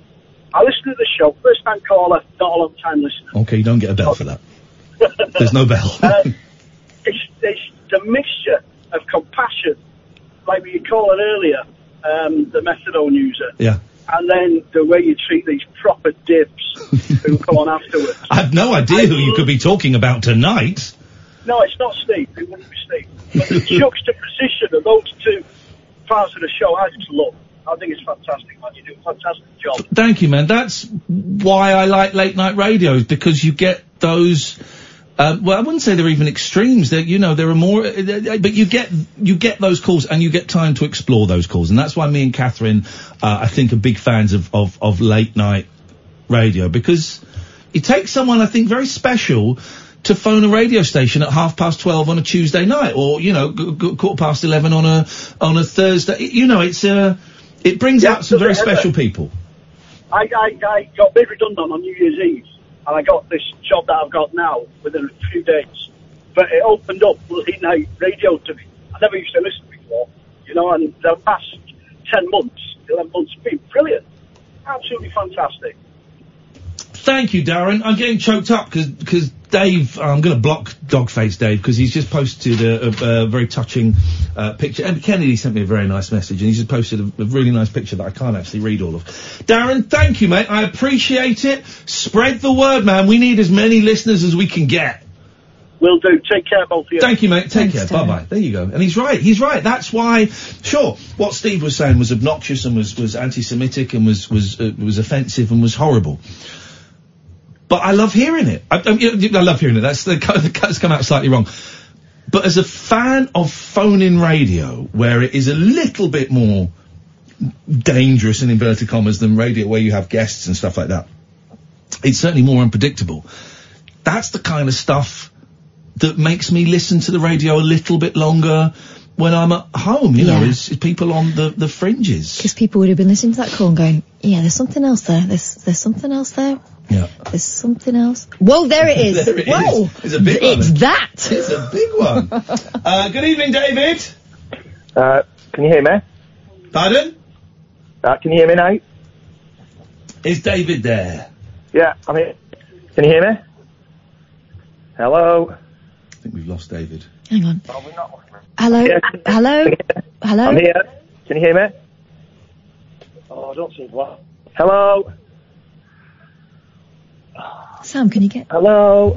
Can you hear I David? think we're having a problem on the phones at the moment. 0344 499 1000 is the telephone number if you want to give us a call. If only that would work on this call. Hello, Mo. How are you? You alright? No.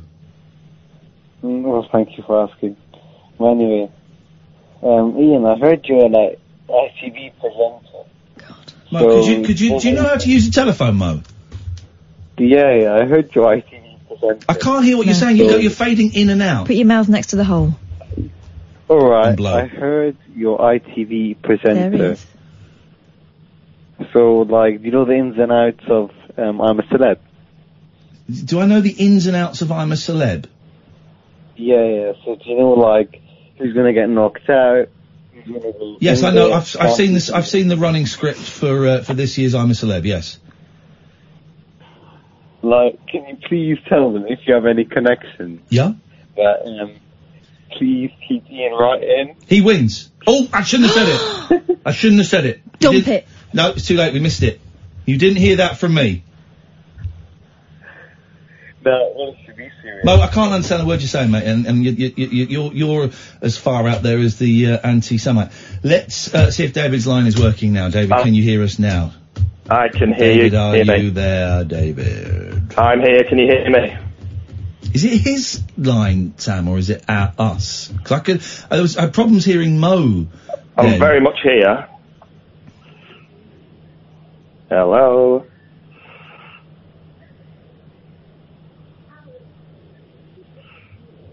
Hello?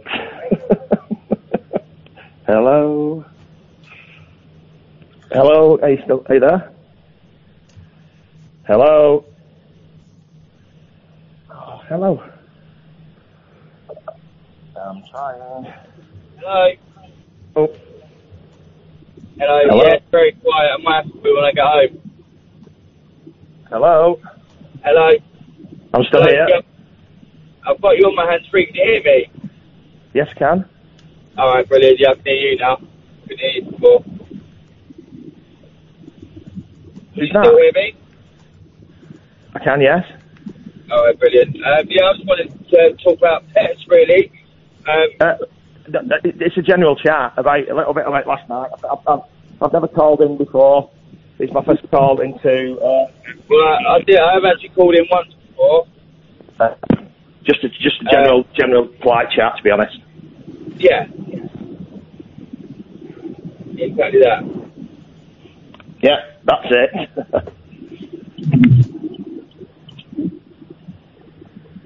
Hello? Hello, still here? Hello? Sorry, yeah, because I'm in the car, I can't tell whether the talking's dropping or not. Hello?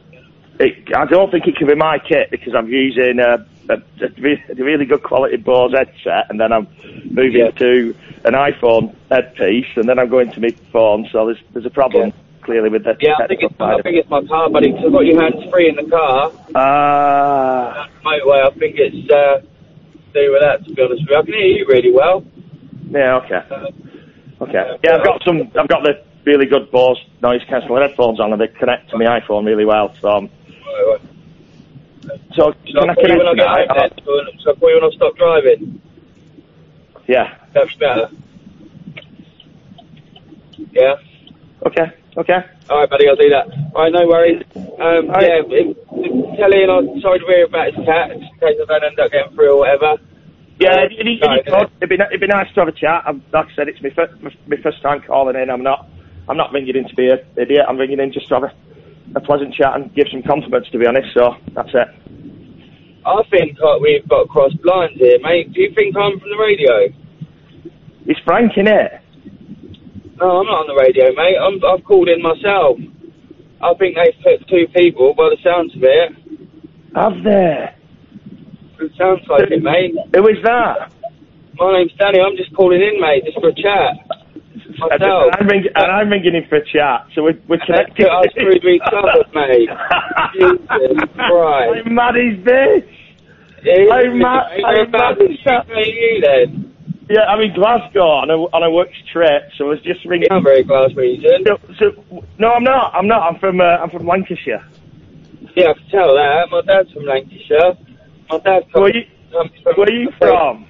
I'm from a place called Gosport in Hampshire. Like, far south as you can actually get in the UK. Without getting your feet wet. Done it. They're cross lines, mate. Don't worry about it. Mate, crazy. Listen. What's your name, buddy? Lovely to speak to you, mate. Take care. And you, buddy. Take it easy, mate. It's funny. Bye. No rules nocturnal nattering for nightbirds, nurses, and Nosferatu. Right, cool. The Late Night Alternative with Iain Lee on Talk Radio. 0344 499 1000. Let's go to Danny. Good evening, Danny. Hello, Ian. How you doing, buddy? I'm all right, mate. How are you doing? I'm not too bad, thank you. I don't sound like a robot this time, do I? No, you sound all right. We can hear you, yeah. Fantastic. I've lost the robotic voice. I just phoned in, mate, to say commiserations about the old person. Yeah, thank you very much, man. Tragic news, mate. I've got quite a few pets myself, and yeah, it's not nice, mate. I keep on exotic pets like snakes, lizards, and that, and it's quite a frequent occurrence for one to fall off the perch, so to speak. So, you know, don't put snakes on a perch. They will fall off it. Well, no, they're good at gripping stuff, mate. Oh, that's absolutely true. By their very nature. I love a good snake. My boys are into snakes, and we went to for the youngest's 7th birthday party earlier in the year. There are these really good reptile people that they can come and they'll come and do a talk about snakes and stuff, and then you get to hold them. I love that. There's something amazing about having a big old snake wrapped around you, isn't there?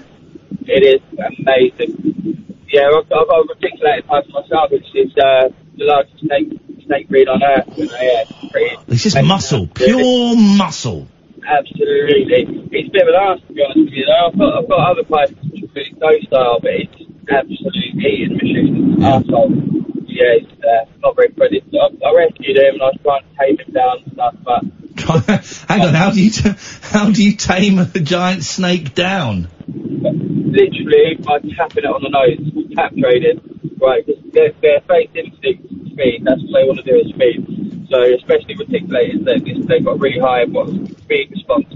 So when you open the vivarium up, feed them or to interact with them, they automatically get food.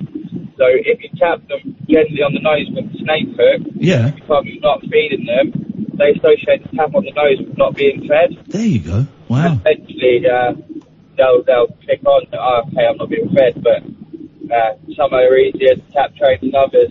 Yeah, wow. This one being there you go. My mum and dad's cat actually incidentally lived to 19 as well. Yeah. My mum and dad, yeah. Yeah, some of them do. No, it's in 1920 seems to be particularly old, although I saw a couple on Twitter today that made it to 23 and a half. Imagine. I've got a cat myself actually. I think on it. My other mum had kittens. She didn't have kittens. Her cat had kittens. Yeah, the cat would have kittens. Well, don't let the kittens near the snake.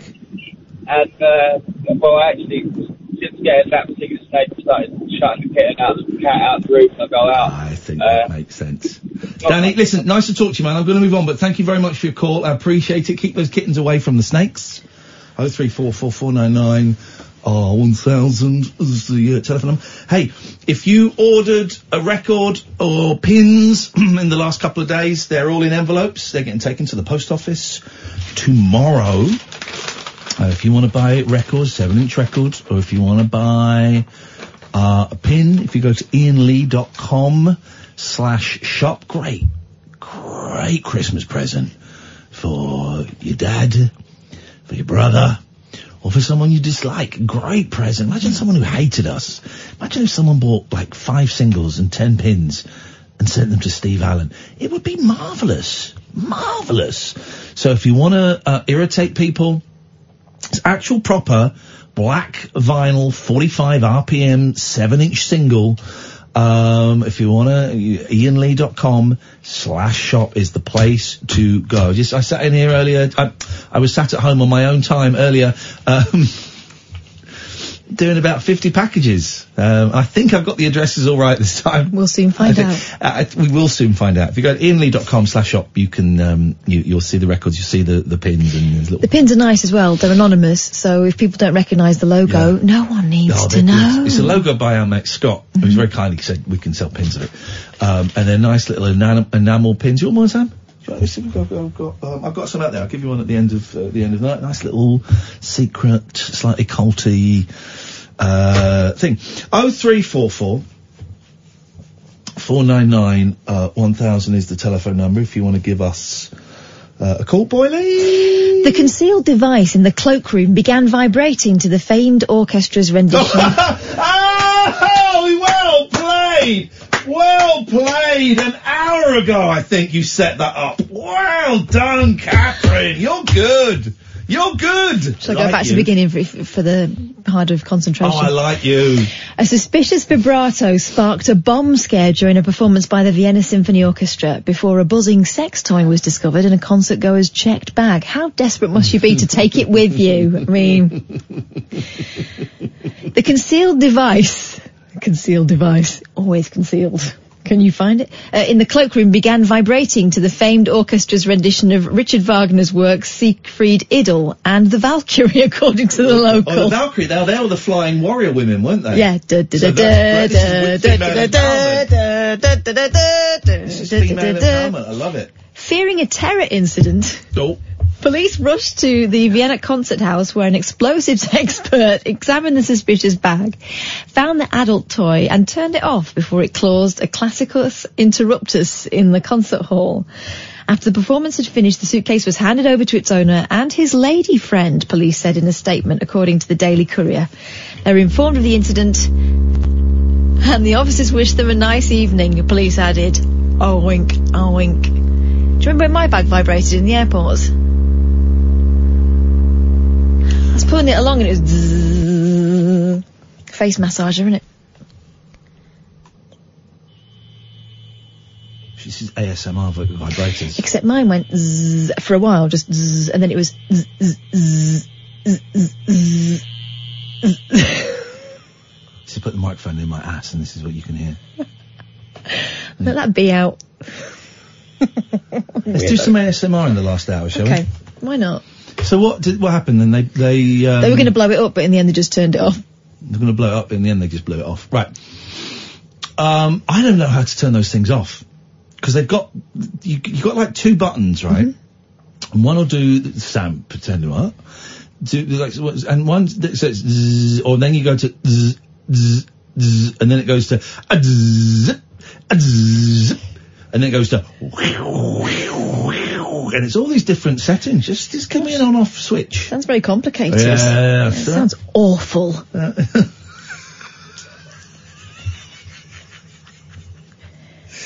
Wow. Doesn't it? You should horrific. You should write a book called Super MILF. I'd know nothing about these things. No, me neither. We got like 4 minutes until... Do you want a quick one? Pervy trend. This is the New York Post. They're all over the pervy trends. Okay. Just in case people haven't already disappointed you enough, 3D sex avatars that look just like celebs or even your ex are taking the internet by 3D storm. what? Sex avatars? Uh-huh. Across numerous online communities, graphic specialists and ambitious amateurs are working with pervy clientele to create computer-generated likenesses of basically anyone their heart desires. These increasingly realistic avatars... A good heart these days is hard to find. A good heart! Please be careful with this heart of mine, I said. Is that Feargal Sharkey? Yeah. Do you know any other Feargals? Yeah. Feargal from the Black Eyed Peas. Sarah Ferguson. And Sir Alex Ferguson.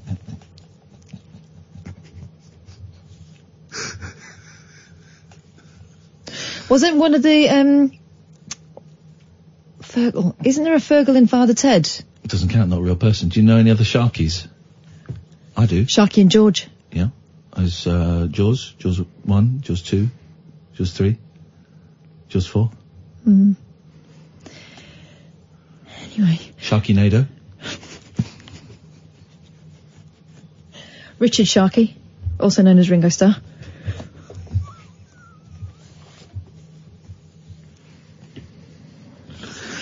Do you remember, it used to be called going sharking, didn't it? Yeah. You go a little walk around the bar, around the dance floor. I'm just going to go sharking for a bit. I used to live with... Can't do it now because of hashtag Black Lives Matter.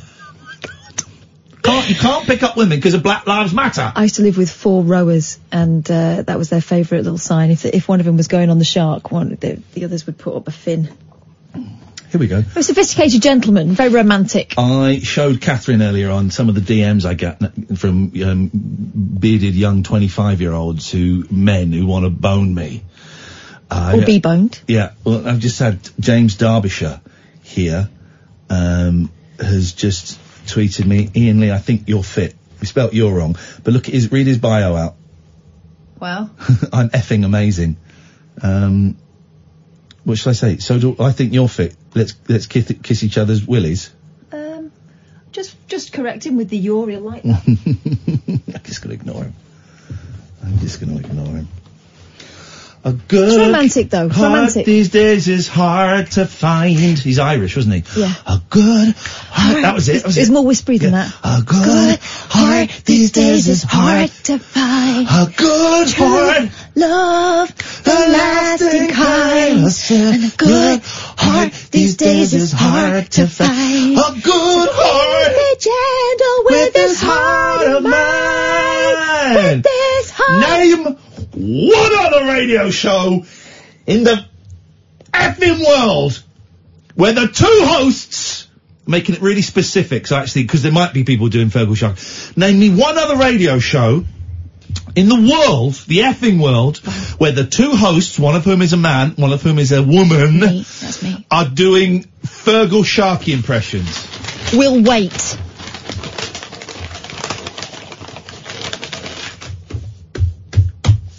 Time's up. You can't find one. We're the only goddamn one.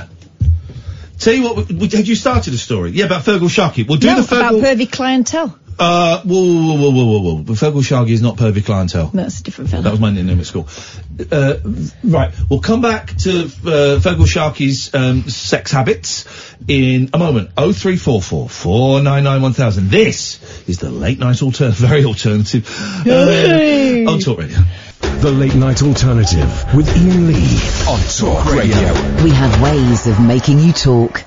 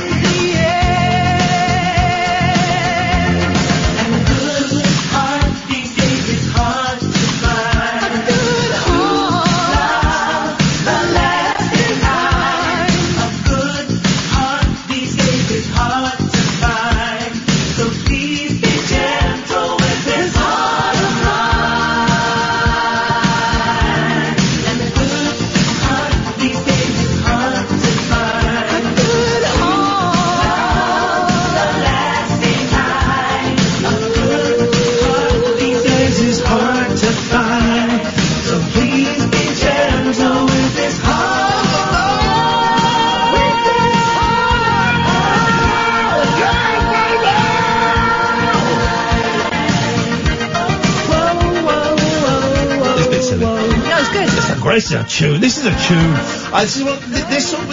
When this came out, I'm going to say 85. I'm going to say 85. I'm going to say 85. I don't know if Do you want me to check? Yeah, I do. I'm going to say 85. When this kind of music was coming out, I was ignoring it, thinking it was crap. But then I heard this the other day on the radio, and I listened to it, and I thought, yes, this is This is one of the What year is it? 1985, yeah. Oh, baby, I love your way every day. I was 7.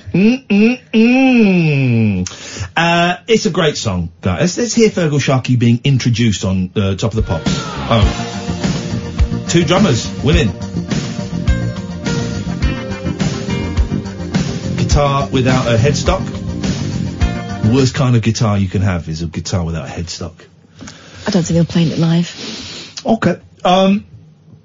Last hour of the show, and I think we've established that nobody, literally nobody, would bow to Andrew York, former Prince of Wales. They say they wouldn't. I think in the heat of the moment they wouldn't. would. Yeah, you get carried along with peer pressure. If everyone else is bowing and scraping, you would do it too, and don't pretend you wouldn't.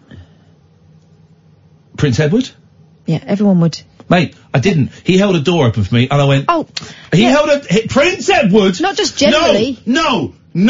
Prince Edward held a door open for me, and I said, quotes, thanks, mate. Oh. Thanks, mate. Prince Edward, he's come from the Queen's... Wow. He's passed between the Queen's legs. And I just said, thanks, mate. Yeah, but he wouldn't have expected you to do it there. You were on a... I was supposed to go, thank you. If he's coming to open your... Highness. If he's coming to... Let me kiss your ring. If he's kiss your beanhole. Oh, wow. If he's come to open...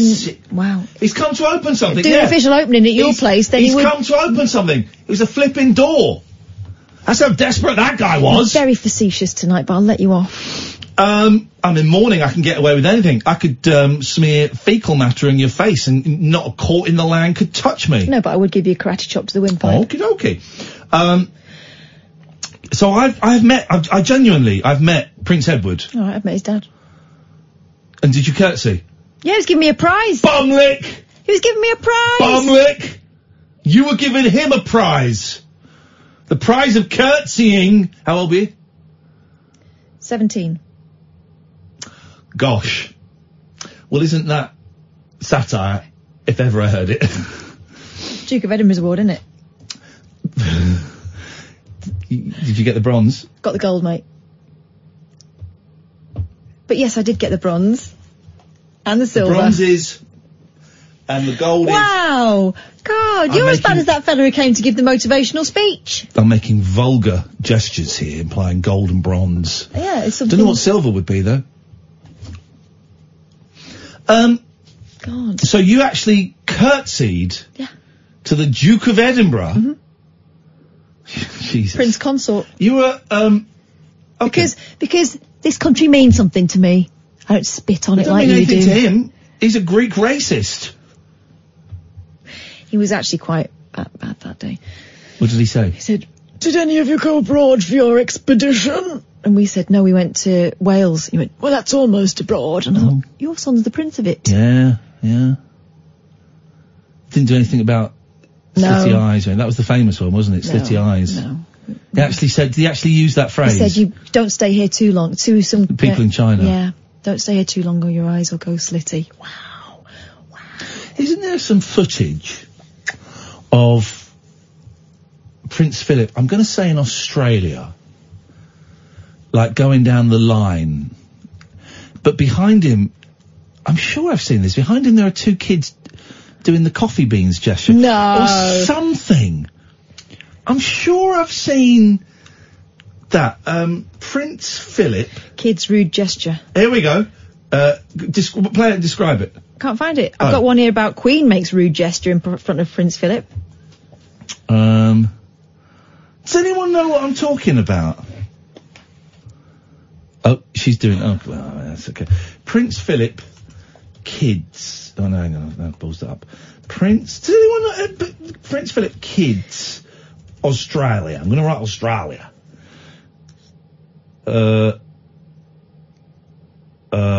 I can't find it, but it definitely definitely happened. It did definitely happen. Okay. My memory for this kind of shiz is very, very hot. Pete has just tweeted something that is actually libelous, and I'm afraid we have to report that. Gosh, thing is, Pete, we know each other. Me and Ian go way back. I don't have to take this sort of stuff from you. I'm gonna have to report that. Yeah, I'm gonna have to report that to the police. Really bad. And to Uncle Rupert. Let's go to a good Davies, a good heart. This Dave is hard to find. Good heart. Davies, this is hard to find. So good heart. This Dave is hard to find. So please be gentle with this heart of mine. Dave, that's our introduction to Dave. Do it. I don't think I can go on now. Don't commit suicide because of it. It was just a little cheeky throwaway reference to Feargal Sharkey and Dave. That's all. Don't kill yourself. I have Feargal Sharkey facts. Here we go. Hang on a minute. Let me get the Feargal Sharkey fact music. Hang on a second. Here we go. Hang on.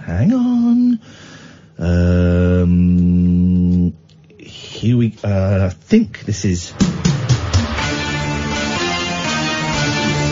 Alright, I don't. Sorry, I've got. This hasn't got the lyrics. I've got to do it again. Feargal Sharkey, Feargal Sharkey, Feargal Sharkey, facts with Dave. Go. Well, A Good Heart was written by Maria McKee. Who was in a band called Lone Justice, but she also sang the theme to Days of Thunder, the Tom Cruise film. Who was her half brother? Who was her half brother? Brother was the guy from Love, Brian. You said Mike first. I think you're thinking of Brian McLean. Brian McLean, yeah. Brian McLean, I don't know quite sure how to say. Died in 1998. Okay, what group did Brian McLean audition for?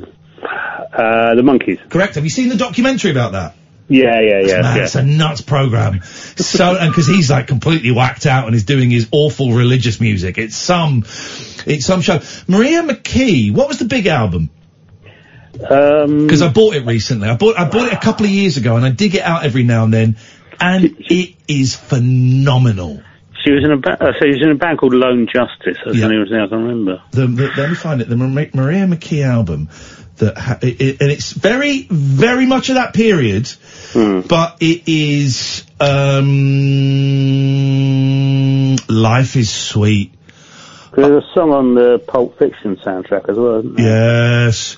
Let's just dive in. No one's calling in, so hang on. Maria McKee, Life is Sweet. Listen to this. This is very, I played this to Kath once and she said it was rubbish, so she don't know nothing. Here we go. Here we go.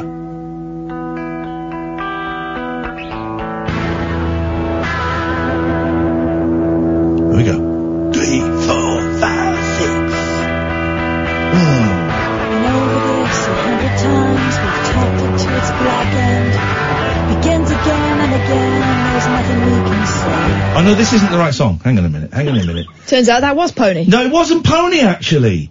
It's, very, you'll get this, the very throwing muses. Yeah? Here we go. He didn't catch it. He didn't catch it because he's getting on my nerves tonight. Right, here we go.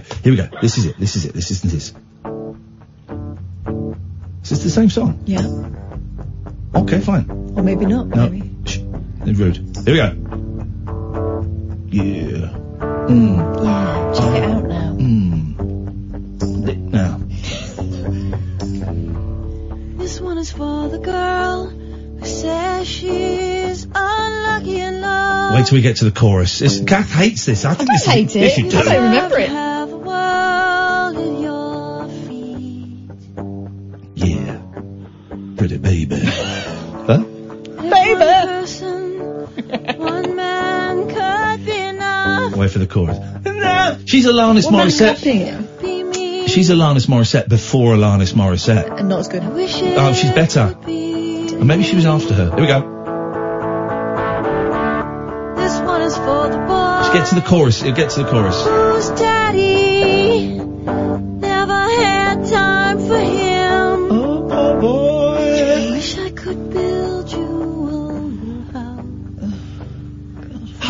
find. There we go. Give you back your Here it comes. Here it comes. Here comes the chorus. You ready? Give you back all your summer. If I was producing this, it'd be drums now, bro. Life is sweet. Life is sweet. This is not the song I was thinking. Life is sweet. There was a good song. Right, you talk to Catherine. Dave, talk to my friend. Embarrassing, mate. No, it's not embarrassing. It's a great album. Embarrassing. No, it's not embarrassing. Dave, you talk to Catherine. I'm going to Google something. Okay, anyway, she wrote A Good Heart. Yeah. Which is Feargal Sharkey's first hit. And can you remember the follow-up single to A Good Heart? No, I was 7. No, well, Iain might. Don't be so vulgar. Yeah, I can remember the Bible as well, but... Thank you. He's been listening a long time. Do you remember it being written? Oh, okay. Well, yeah. Well, probably someone wrote it. Anyway, yeah, the follow-up was a song called You Little Thief. Oh, yeah. You little thief. Yeah, it's a brilliant song, I think. That is a good song. That was written by Ben Montench of the Tom Petty's Heartbreakers, who was going out with Maria McKee. Got it. Right. Shut up. Everyone shut up. Shut up. Found it. This is it. This is a great song. This is a great song. We'll come back to your boring we'll come back to your facts. You Little Thief was good. Okay. Oh, whatever. Unlike that song you just played. Here we go. Dirge was. Shush. This is it.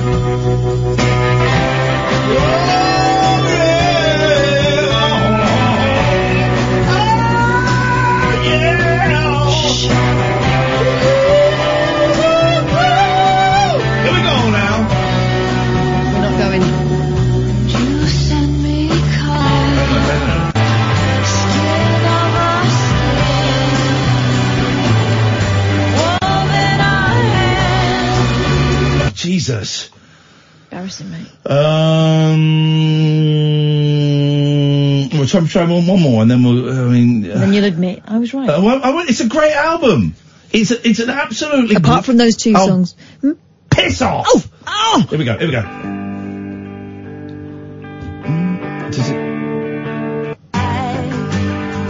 This is it. I'm not in the mood to play it now. I don't want to play it now.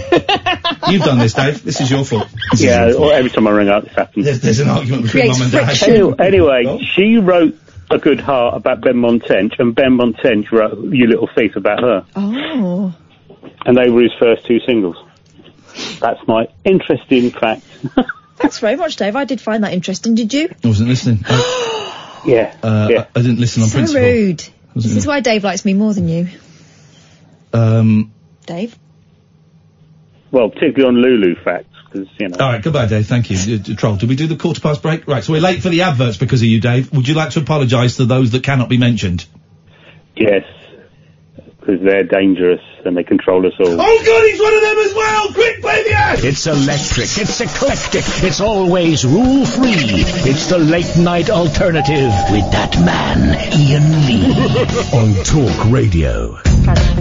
I hated we're just both saying how much we hate the Duke of Edinburgh.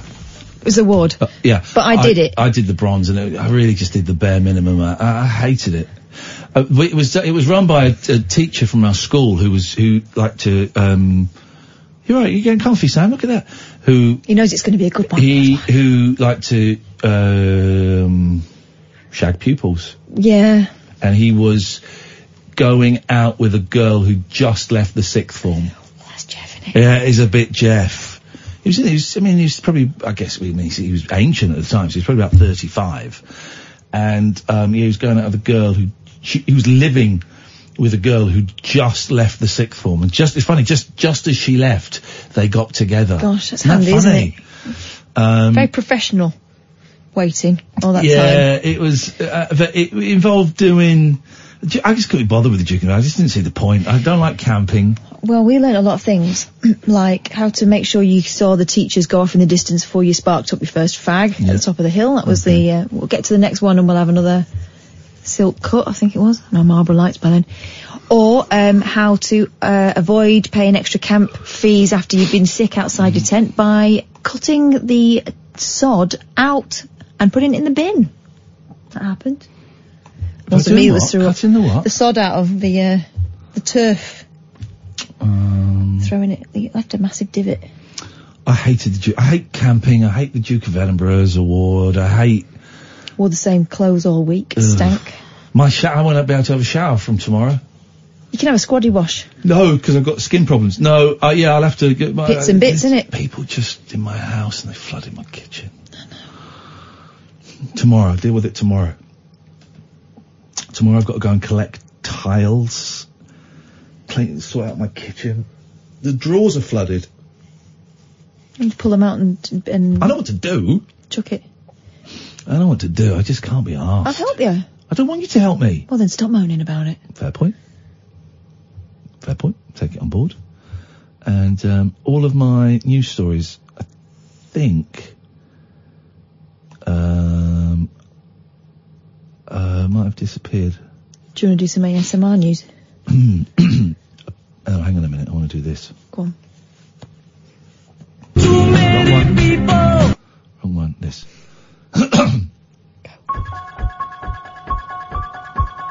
A parent. You're going to tell me you've done this story. Start and I'll tell you if I have. A parent who bought a new baby monitor says it was I haven't done it. Says it was a mistake after being met with a creepy looking image when they checked on their pride and joy.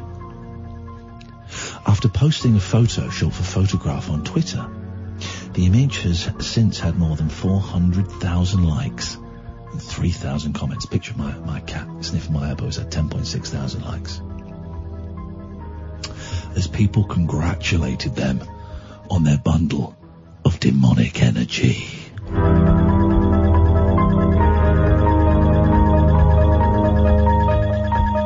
The still shows the baby lying in the cot with dark shadows and the photographic flash in the infant's eyes making a scene scary enough to give people nightmares.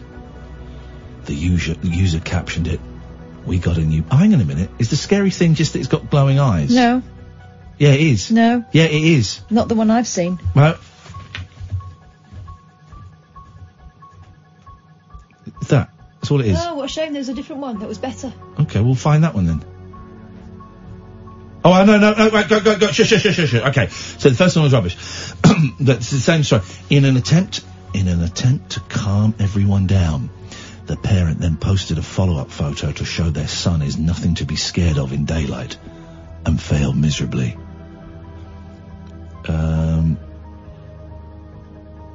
Catherine, permission to abort this story. Permission granted. Thank you very much indeed. Doesn't go anywhere. Do you want one about... That's a brave thing.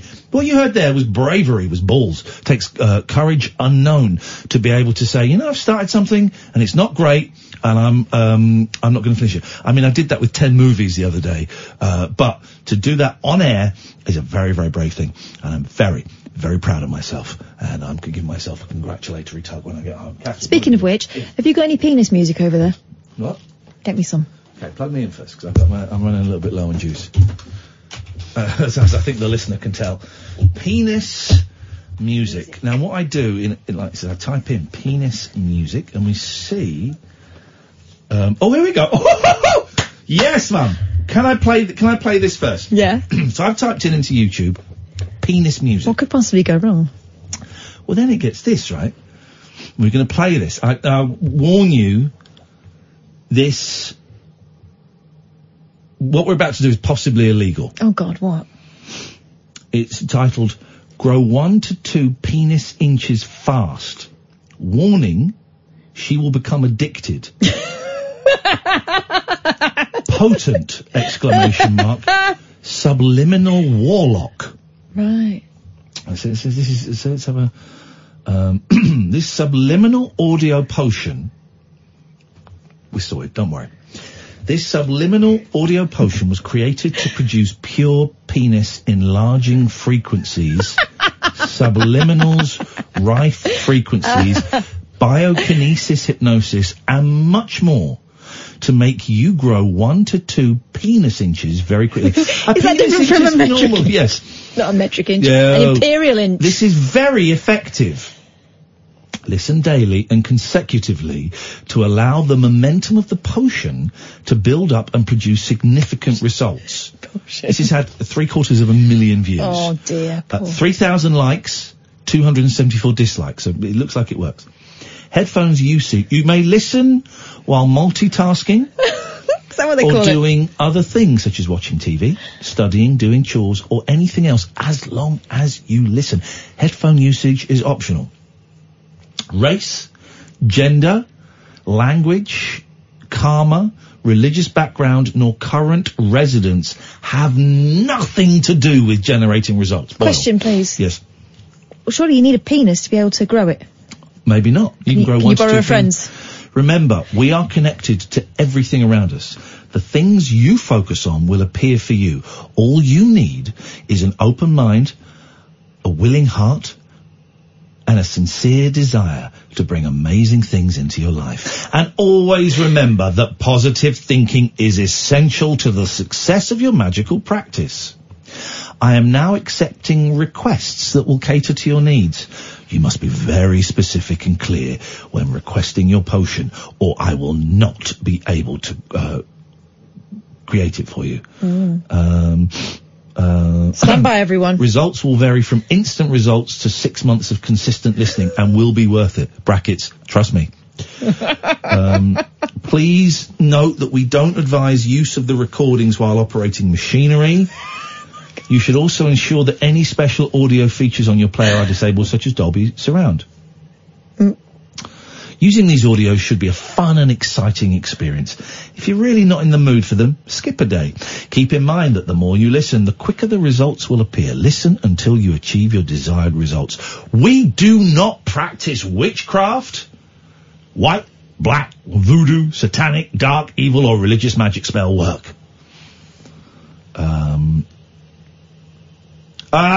The first comment.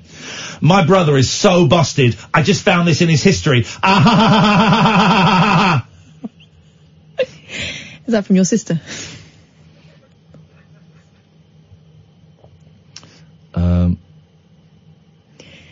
Okay, here we go. So we're gonna play this now. We're gonna play this. Here we go. So we're ready for big. Funny how quickly you found it. That's all I'm saying.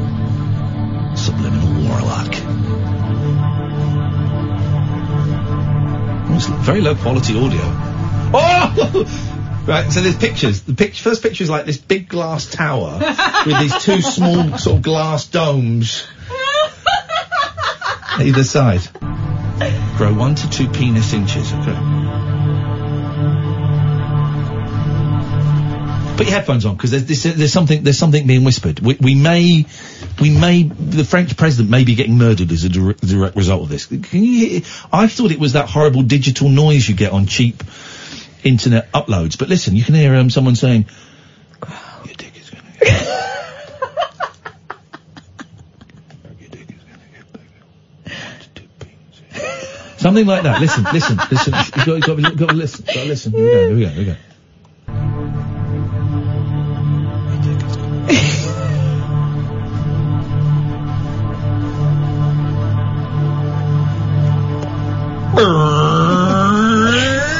Check this out! Is anyone...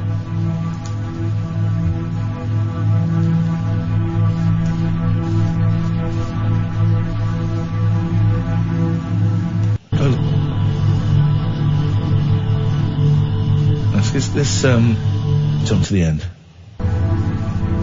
Jesus. Gosh. But then, at the end it suggests videos you might like. Grow bigger testicles. Oh. Because now you've got a big willy, you want testicles to match. Get an elephant trunk-sized penis now. Not practical. Get the genetics of a giant. Grow taller. This is for you, Kath. Let's, I'm a perfectly good height. Let's get the genetics of a giant. Oh. This is Subliminal Warlock.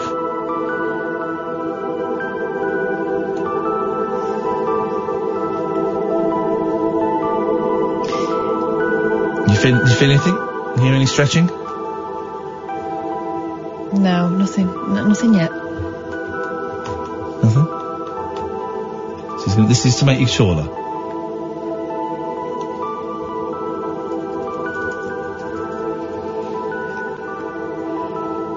Oh, hang on. If we can just... Catherine, if you do us a favour, if you just put the microphone next to your body, let's Let's just see if we can... There we go. I think That's 1 to 2 penis inches. Now maybe it's all over the place. Gosh, it's gone haywire.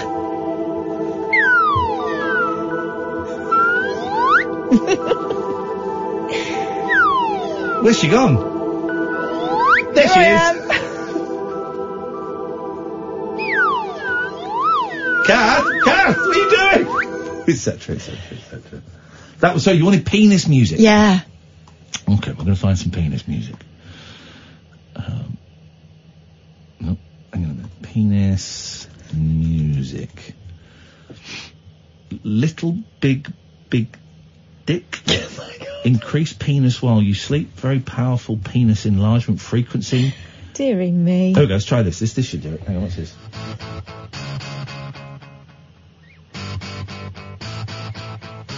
Hang on a minute.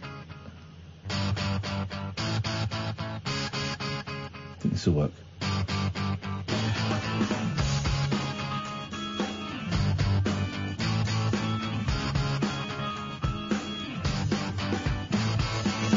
I woke up this morning with a bad hangover, and my penis was missing again. Okay.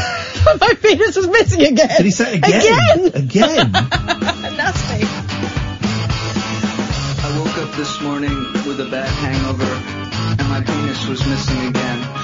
This happens all the time. It's detachable. This comes in handy a lot of the time. I can leave it home when I think it's going to get me in trouble, or I can rent it out when I don't need it. But now and then I go to a party, get drunk, and the next morning I can't, for the life of me, remember what I did with it. First I looked around my apartment and I couldn't find it, so I called up the place where the party was. They hadn't seen it either. I asked them to check the medicine cabinet, because for some reason I leave it there sometimes, but not this time. So I told them if it pops up to let me know. I called a few people who were at the party, but they were no help either. I was starting to get desperate. I really don't like being without my penis. Right, I don't want to listen to the whole thing, but I've got to find out if he finds his penis. So I'm just going to skip to the last 30 seconds of the song Detachable Penis by the band King Missile. He'll be back down the back of the sofa. Here we go.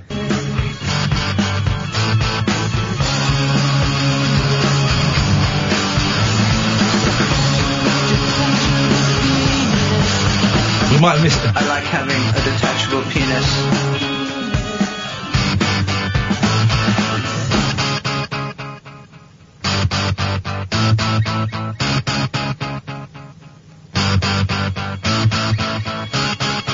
Oh, I'm doing a cover of this. This is the next single. Who is it? It's King Missile and their song Detachable Penis.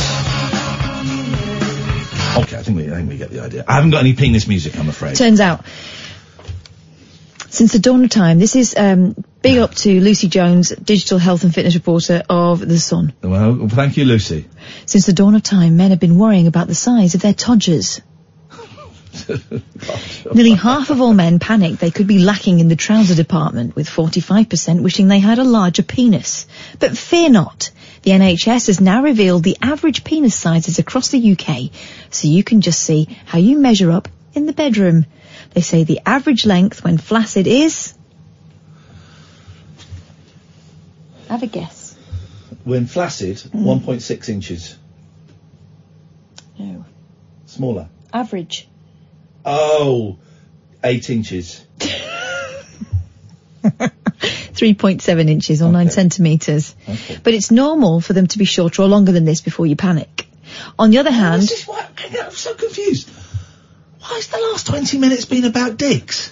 It's like I've just because I asked for some penis music and you went off on one. We're talking about dicks. Matthew writes that on until lunchtime. Jokes, Matthew. On the other hand, the average erect penis length is 5.1 inches or 13 centimetres when soft and gently stretched. Why are you telling? I don't want you to tell me. This is NHS information. It's important. Let's talk about this. I don't want to hear my mum talking about the size of penises. These figures come following research at University College London. These figures what? Come. Oi. Which examined the length of penises in 104 men, including teenagers and pensioners. Can I ask, you know when they do things and they go, well, we had a survey of 776 men. Yeah. Why do you not just do 1,000? I suspect that for these things they would do 200, but then or 150, but then they'll get rid of 53 that don't, outliers. Because 107 is a weird number, right? Mm-hmm. But would you believe it if they said 100? Well, yeah. Seems a bit too convenient, doesn't it? Well, no, it makes perfect. What do you mean? Because it makes perfect sense. Because it's easier to do a percentage. But what if you're one of the 4 men? They're saying don't want to see it, and you're you're ready to show it. They'll quite often on dandruff adverts. Yeah. Adverts for dandruff. They'll say they're studies with 362 women. Well, why not 500? And then it's easy to do a percentage. What even is that? It's not very easy to find women who'll say that you can have a look at my dandruff, probably. Okay, I'm sure. Even more difficult to find men of varying ages who let you have a look at the willies in both flaccid and erect state. It turns out the detachable penis guy finds it at a yard sale. Thank you very much indeed. Okay, subtitle, Growers and Showers. During the study, experts noted that some members are growers while others were more immediate showers. They could have asked any woman and they would have told them that. How long does this go on? Why are you talking to us? Don't be embarrassed. And they shut down the old wives' tale that big feet mean you have a big package. They concluded What we're going to do is we're going to stop. We're going to play break. And during the break, I really want you to consider if you want to tell us this story or not. Don't be silly. This is an NHS report. It's important. Play the break, please, Sam. After hours amusement for anarchists, air hostesses and jet-lagged Antipodeans. G'day, cobbers. Can I crash on your floor? The Late Night Alternative with Iain Lee on Talk Radio. Someone who's been blocked and is not bothered by it. There's a lot of tweets about being blocked. Have you decided? Do you want to do this story or not? They concluded that the supposed association of penile length and shoe size has no scientific basis. However, there may be a body part that could be an indicator of your penis size. Why is it that from the crook of your elbow to your flappy wrist, that's the size of your foot? Yeah. Well, how is that? Did you know that, Sam? It's the size of your foot. Why? Probably for balance. What part of evolution, which is something I'm starting to question, what part of evolution means that it's important? We need to get that anti-Semite guy on. He knows the answers. He knows the truth. What part... Sorry, Sam? Are you just testing it out? Right, isn't it? It's true. It's true. What part of evolution made it that had to be the same size as your foot? So you can balance. Balance? Yeah, otherwise you'd have great big long arms. What about people that don't have arms? They've got no feet either, They can balance. They don't have feet either. She's got me there. She's got me. Okay, fair play. Carry on. Next question. As you were. For the doctor. The doctor. If you wouldn't mind, I have got other people to see. However, there may be a body part that could be an indicator of your penis size, Ian, and that is... Yes, your penis? Your toes. Toes. Okay. Subtitle, Large Variation. Okay. In 1999, a Korean study found the circumference of the penis was slightly correlated to the length of your first and third toes. The NHS also reveals that smaller penises, or as they call it, the love muscle... No, they don't. The NHS does not call it the love muscle. But what's it? The NHS calls the penis... Or as they call it, the love muscle. I wonder who they are. Increase more in length than longer ones when they become erect. Research based on the penis measurements saying these words. It's wrong. 2,770 men. It's like your auntie sitting down to give you sex education, and you're thinking, for God's sakes, I'm in my 20s. Why's your auntie doing it? Well, because it's you. You're like an auntie. Exactly. It's a weird family dynamic. Yeah, exactly. Why are you talking to me and Sam about penises? Science, man. Why don't be frightened of science? Lives matter. The wrong one. Me too. Stop it. If you've only just tuned in, you're going to find that last statement incredibly offensive. And do you know what? I ain't got time. Rewind the tape and it'll all make sense. Research based on the penis measurements of 2,770 men found that shorter penises increased by 86% when erect. That's nearly twice that of longer penises, 47%. The scientists also pointed out the large variation in the angle of an erect penis, with some pointing straight up, some straight down, and some with a slight bend to the left or right. I don't have control over it. The NHS emphasises that there is no right shape. Oh. It's a penis shape. It's a penis shape. We can draw it. It's an echidna, isn't it, that's got one that's shaped like a hand? What? Oh, yeah. But if you have a significant bend which is causing pain or difficulty, see your GP. And we have a recording of a penis bend here. To get a precise measurement of your own penis, the NHS recommends you do it when you have an erection. It's standard to measure the penis from the top side. Why do the NHS want me to measure my erection? Why is this a thing? Why is this a thing? Why does the National Health Service want me to measure my erection? 2 words. Cock mad. Has she been drinking tonight? I don't think I can cope with this. I'm so sorry, dear listener. On the day that my best friend was euthanized, while I held her... Not me. No, my best friend. We are being forced to listen to Catherine's depraved sexual fantasies. It's the NHS, man. Do you want some tips to make your penis look bigger? I do, actually. Shave. Shave is one of them. Makes it look bigger. Let's examine this pink box. According to the NHS, there are 3 simple steps that every guy can follow to make their penis look bigger. I don't believe the NHS are giving out advice to make your penis look bigger. They are. First is correct, as you said. Shave. Trim your pubes. Yeah. You've heard saying, mow the lawn to make the tree look bigger. Well, that's exactly what trimming your pubic hair will do. Second is set up an intricate system of mirrors. Levers and your pulleys. pants, yeah. No, banish the beer belly. Losing weight is a great way to make your todger look bigger. It's not going to look as impressive if you have a beer belly hanging over it. Or 3, get fit. Surely that's the same thing. Not only will getting fit make you look better, but you'll also feel better. Do they mention the vacuum pumps? Because that... have you? It's nuts, man. It's nuts. No. Do you remember we used to have a radio show? And then we did an hour dedicated to penises. And... Peni. Rupert Murdoch, that was the night he decided to listen in. And he pulled us off. What? Me as well?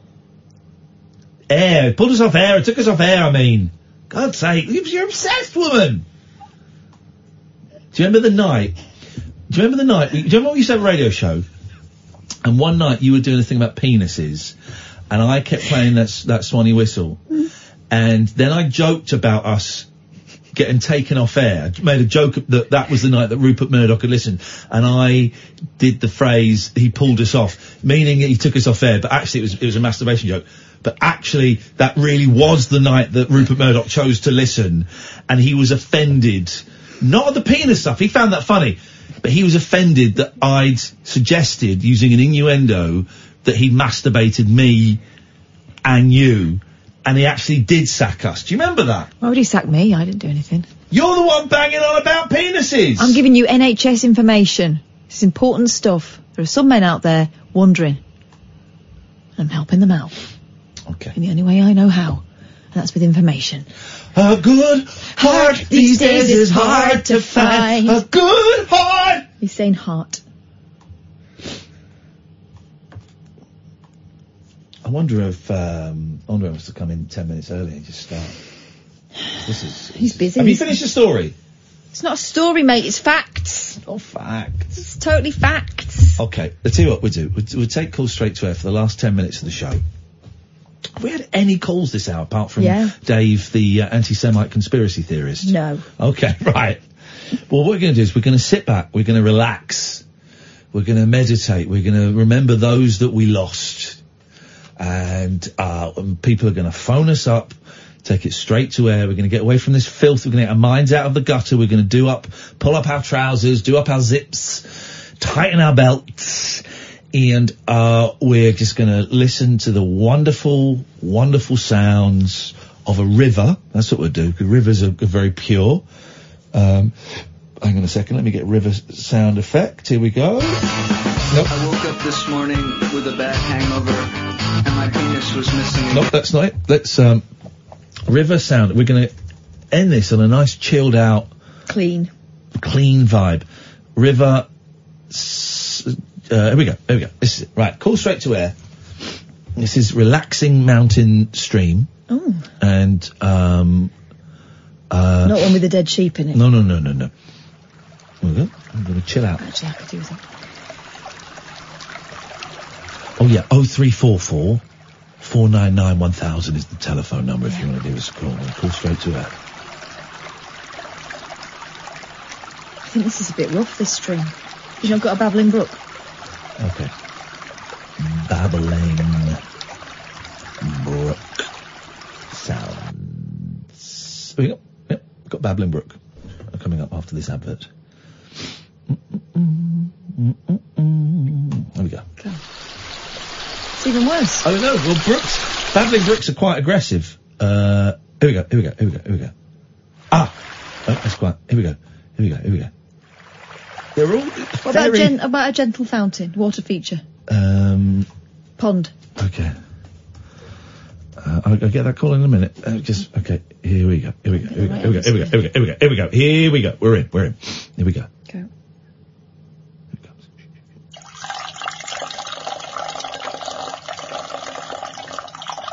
Is that better?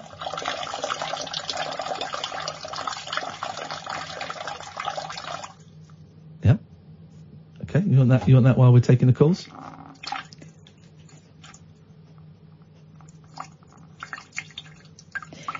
I find that a little bit too gentle, the trickling.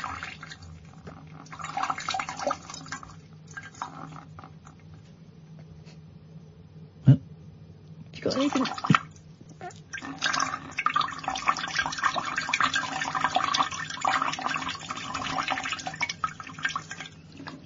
It's important to stay hydrated. Have you got anything slightly more? Okay. Slightly busier. Here we go. Okay. Here we go. Yeah. Right. This is it. We've got a couple of calls lined up. Stay there. Going to come to you in a second. 0344 499 1000. He's trying to create a relaxed atmos. Clean.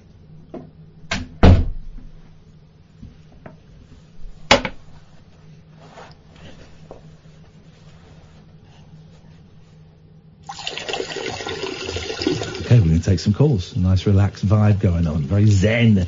Line 1, you're on the wireless. Welcome to the Zen Meditation Zone. How can we help you? I've got the radio on, and I'm on speakerphone. Oh, don't want any trolls. This is a nice relaxed... No Mavericks, thanks. No Mavericks, please. It's a nice relaxed zone. The Zen Meditation Lounge with Kath and Iain. Line 2, welcome to the Zen Meditation Lounge. Uncle Rupert here. Clear your desks, you're both fired. Are you pulling us off? I think he is. Why? Because actually, this microphone is set to his private office. Line 3, you're on the wireless. Rick Astley, Bananarama, Simon Bates. Alison Bettles, Errol Brown, Buck Spears, Jay Carley, The Christians, Hazel D, Ann Diamond, Gifford and Tilbrook, Doctor and the Medic, The Drifters, Frankie Goes to Hollywood, Go West. Okay, here we go. Let's go to line 2. 2, you're on the wireless. I don't even have the workplace. Sorry? What was that? Okay, let's, we're in the Zen Meditation Lounge. Let's go to line 1, you're on the wireless. Speaking to your telephone, man. What is going on? Speaking to your telephone, man. What is going on? Okay, I don't think we're getting the relaxed vibe that I was trying to... I feel a little bit tense, I'm going to be honest. I think these callers have made the situation significantly worse. I have nothing, certainly not our fault, nothing we've done this end. We've created an atmosphere of okay. I'm going to try and get some dolphin sound effects. Yeah, they're, they're gentle, aren't they? Yeah, let me get some dolphin sound effects while we... line 1, you're on the wireless. Which is line 1. That is you. Ah, hello. Hello, Lee. Ian Lee. Hello. It's Paul. I'm on the phone again to you. Paul, listen, I suspect that your call's going to take a lot longer than we've got right now, because we're coming to the end of the show. Are you okay? Are you good? I'm okay. I'm okay. Good. Make you laugh. Thank you very much indeed. Good. I'm aware that we've only got a couple of minutes before Andre comes on, and there's a big old topic there. Hello. Hang on, this has got some dolphin sound effects.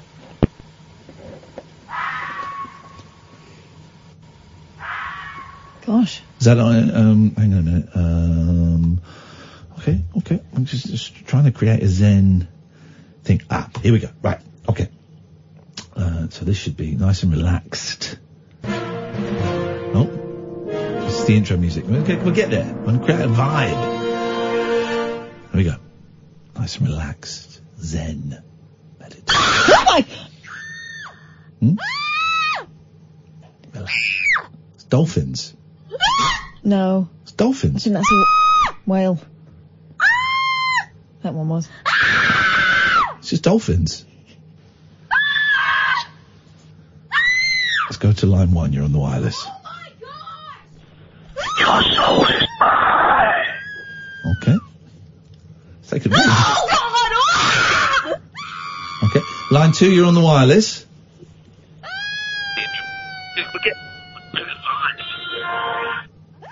Okay, didn't hear that. Let's try... This is going so well. Line 3, you're on the wireless. Phoenix Towers, Gloria. All right, you keep playing the same thing, and we get it. Okay, it's me watching Feargal. These dolphins are not as relaxing. Well, they don't like captivity, do they? Well, this is why I think we should... That was a nice one. This is what the other dolphins hear under the water. It means something to them. Yeah. It means something to them.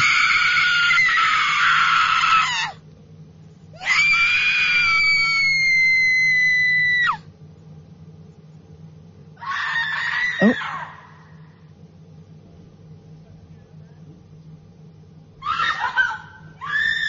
Okay, this is not creating the relaxed vibe I was hoping it was going to. This could be the last call of the evening before Andre comes in. Good evening, line 1, you're on the wireless. Hi, mate, how you doing? We've got 20 seconds. Yeah, I just want to say thank you very much. Your show has been absolutely outstanding tonight. I apologise for all the penis talk. I don't. No, I don't apologise for nothing. It's been absolutely great. Well, mucky pups. We're back tonight at 10. Thank you, Sam. Thank you, Catherine. This is Talk Radio. We are Talk Radio.